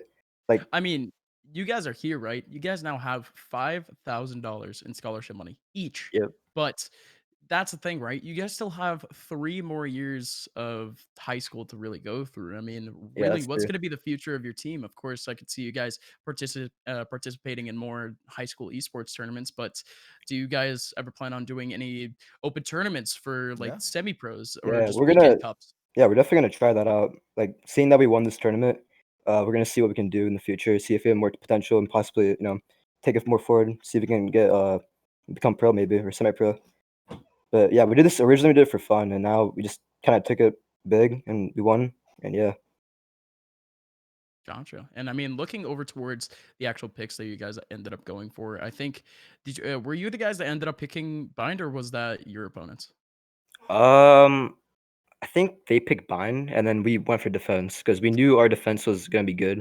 Um, Gotcha. Yeah, and it was. yeah, usually we go Yeah. defense first because that just always gives us like more hope and just like a morale boost. Because defending on Bind is just honestly like for us and other teams, it's just easier. So getting that easy side first just made it better for us. So, I mean, you mentioned, of course, Icebox being a map that you guys don't really pick out. So, I would like to think, or at least like to question you guys. I mean, do you guys really have just a more kind of a traditional map pool in a sense? Like, how have you guys been labbing out certain Yeah. map picks? Like, who have you guys been scrimming in a sense? Honestly, we didn't scrim at all. We just played the weekly games. But for Icebox, honestly, we weren't really good at it. We didn't even play at all on Icebox. And originally, we're just gonna play Bind, Split, and Ascent because also Haven we didn't really do well in. So going in, our plan was just to avoid Haven and Icebox. And when we got Icebox, we're just gonna try to adapt to it and see what we could do. And we obviously lost on Icebox, but it was alright for us because we knew that like if we get another map, we'd probably do better. But yeah, definitely on Icebox, definitely could have worked better on that. So your name is Duelist in game, but you played Sage most of the time. Is Yeah, that really just like a team dynamic thing? Is that did you want to just fill a role? yeah. Honestly, my other teammates wanted to go like the other agents, so I just kind of filled. And seeing that team, I just thought I feel like Sage would be best because Well, especially on Bind, the wall and hookah, and then the yeah. slows, that worked great. And I feel like just filling another duelist wouldn't be like the best play. So I think Sage would have been the best. Well, I mean, Sage looked really good on you, especially on Bind. And just to pick further at the Sage thing, we don't see a lot of Sage in North America. I think most of us can agree on that. So being a Sage, like probably one of the few Sages, if you continue to play Sage, who do you draw inspiration from? Because there isn't a lot. Obviously, on Heretics and you've got Lowell, but seeing you use Sage, it's such a unique style, right? You love, especially on Bind. I saw a lot of that wall going up, trying to delay, especially B main Yeah. ascent. It felt like you were playing very passive. So like what kind of style do you try to go with, or who do you try and draw from with your Sage? Honestly, not really anyone, because in pro scene, like no one ever goes Sage because of the huge nerfs. But the buff recently made the wall like it didn't wasn't just like worn down. It's always like full HP. Yeah. So I kind of took that and felt like that could have been a good idea, because having the wall up at all times with full HP would just been really good, and not just wearing down. So I feel like using that on Bind and other maps, I feel like it'd just be a good pick. And also the slows are still like really strong. So, but yeah, honestly, we don't really take any inspiration. Obviously, I kinda just filled it, so I don't know, but Gotcha. definitely Well, no, no, you can continue because I mean I think Sage. I was about to say Sage was overall just a very weird pick in the past couple of weeks. Did you Yeah. have that change like mid season to actually go Sage? I didn't ever go Sage, like, in the season. Kinda at the end, I kinda just felt like, "Hey, let's just play Sage." It's like, the heal, the slow, the res, the wall, all that together would just be good for the team, and I kinda just filled it, and then it went well. So, Well, yeah. North American Valorant for you guys. North American Is Valorant. what it Yeah, is. Sage was never in consideration, but I guess yeah. now it is. I'm very glad that we actually got to have a little bit of a showcase of that character and a showcase of your team. Period. And for yourself, Duelist, do you have any shoutouts? My shoutouts to Mukduk and honestly my whole Same. team. Mukduk is a fragger, Swirl's a fragger. We all played well. Also, Wins and Zeko, they all played amazing. They're all just really good. They know how to play. Coming in, we knew that Reyna as Mukduk, he just frag out, get the kills, get the heal, and just with him opening the site to everyone, we knew like we're gonna do good. So yeah, And not only that, but it's also Zeko's and Muck Duck's birthday. So that's also a yeah, shout out that I would yeah, like you to make, but it is what it is, right? So you guys will Yeah, develop that I would. chemistry. I mean, I forget birthdays all the time too. Don't worry Yeah, about it. same. Mine was yesterday, by the way. Just saying. But it is what it is. Ladies and gentlemen, duelist champion for this season of HSCL. Thank you so much for your time. Keep working on that Sage, man. You could be kind of that Yeah. next gen, man. I appreciate your time, and I really want to see you out there. Thank you guys. Thank you for the opportunity, and this whole experience was awesome. Hey, no problems. Thank you. Thank you for being around. Sully, I think that's the end of things, though, because at least for Valorant, things are done. But HSCL still has a couple of more esports to actually go through for our for our fall finals. It's been fun, though. Yeah, I mean, it was a great showing. Again, we've done a couple of collegiate events in the past. I mean, I did Inbox way back. We just got to see the Concord Invitational. There is so much talent growing beneath that tier 2 scene, beneath just the semi-pro scene. The high school league, the collegiate league, everything is growing, and it's such a great way to close it out. I mean, a 3-1 victory, great showing from both teams, and big congrats to Timberwolves. They deserve it. And well, Gus, that wraps up the night. Thank you guys so much for tuning in.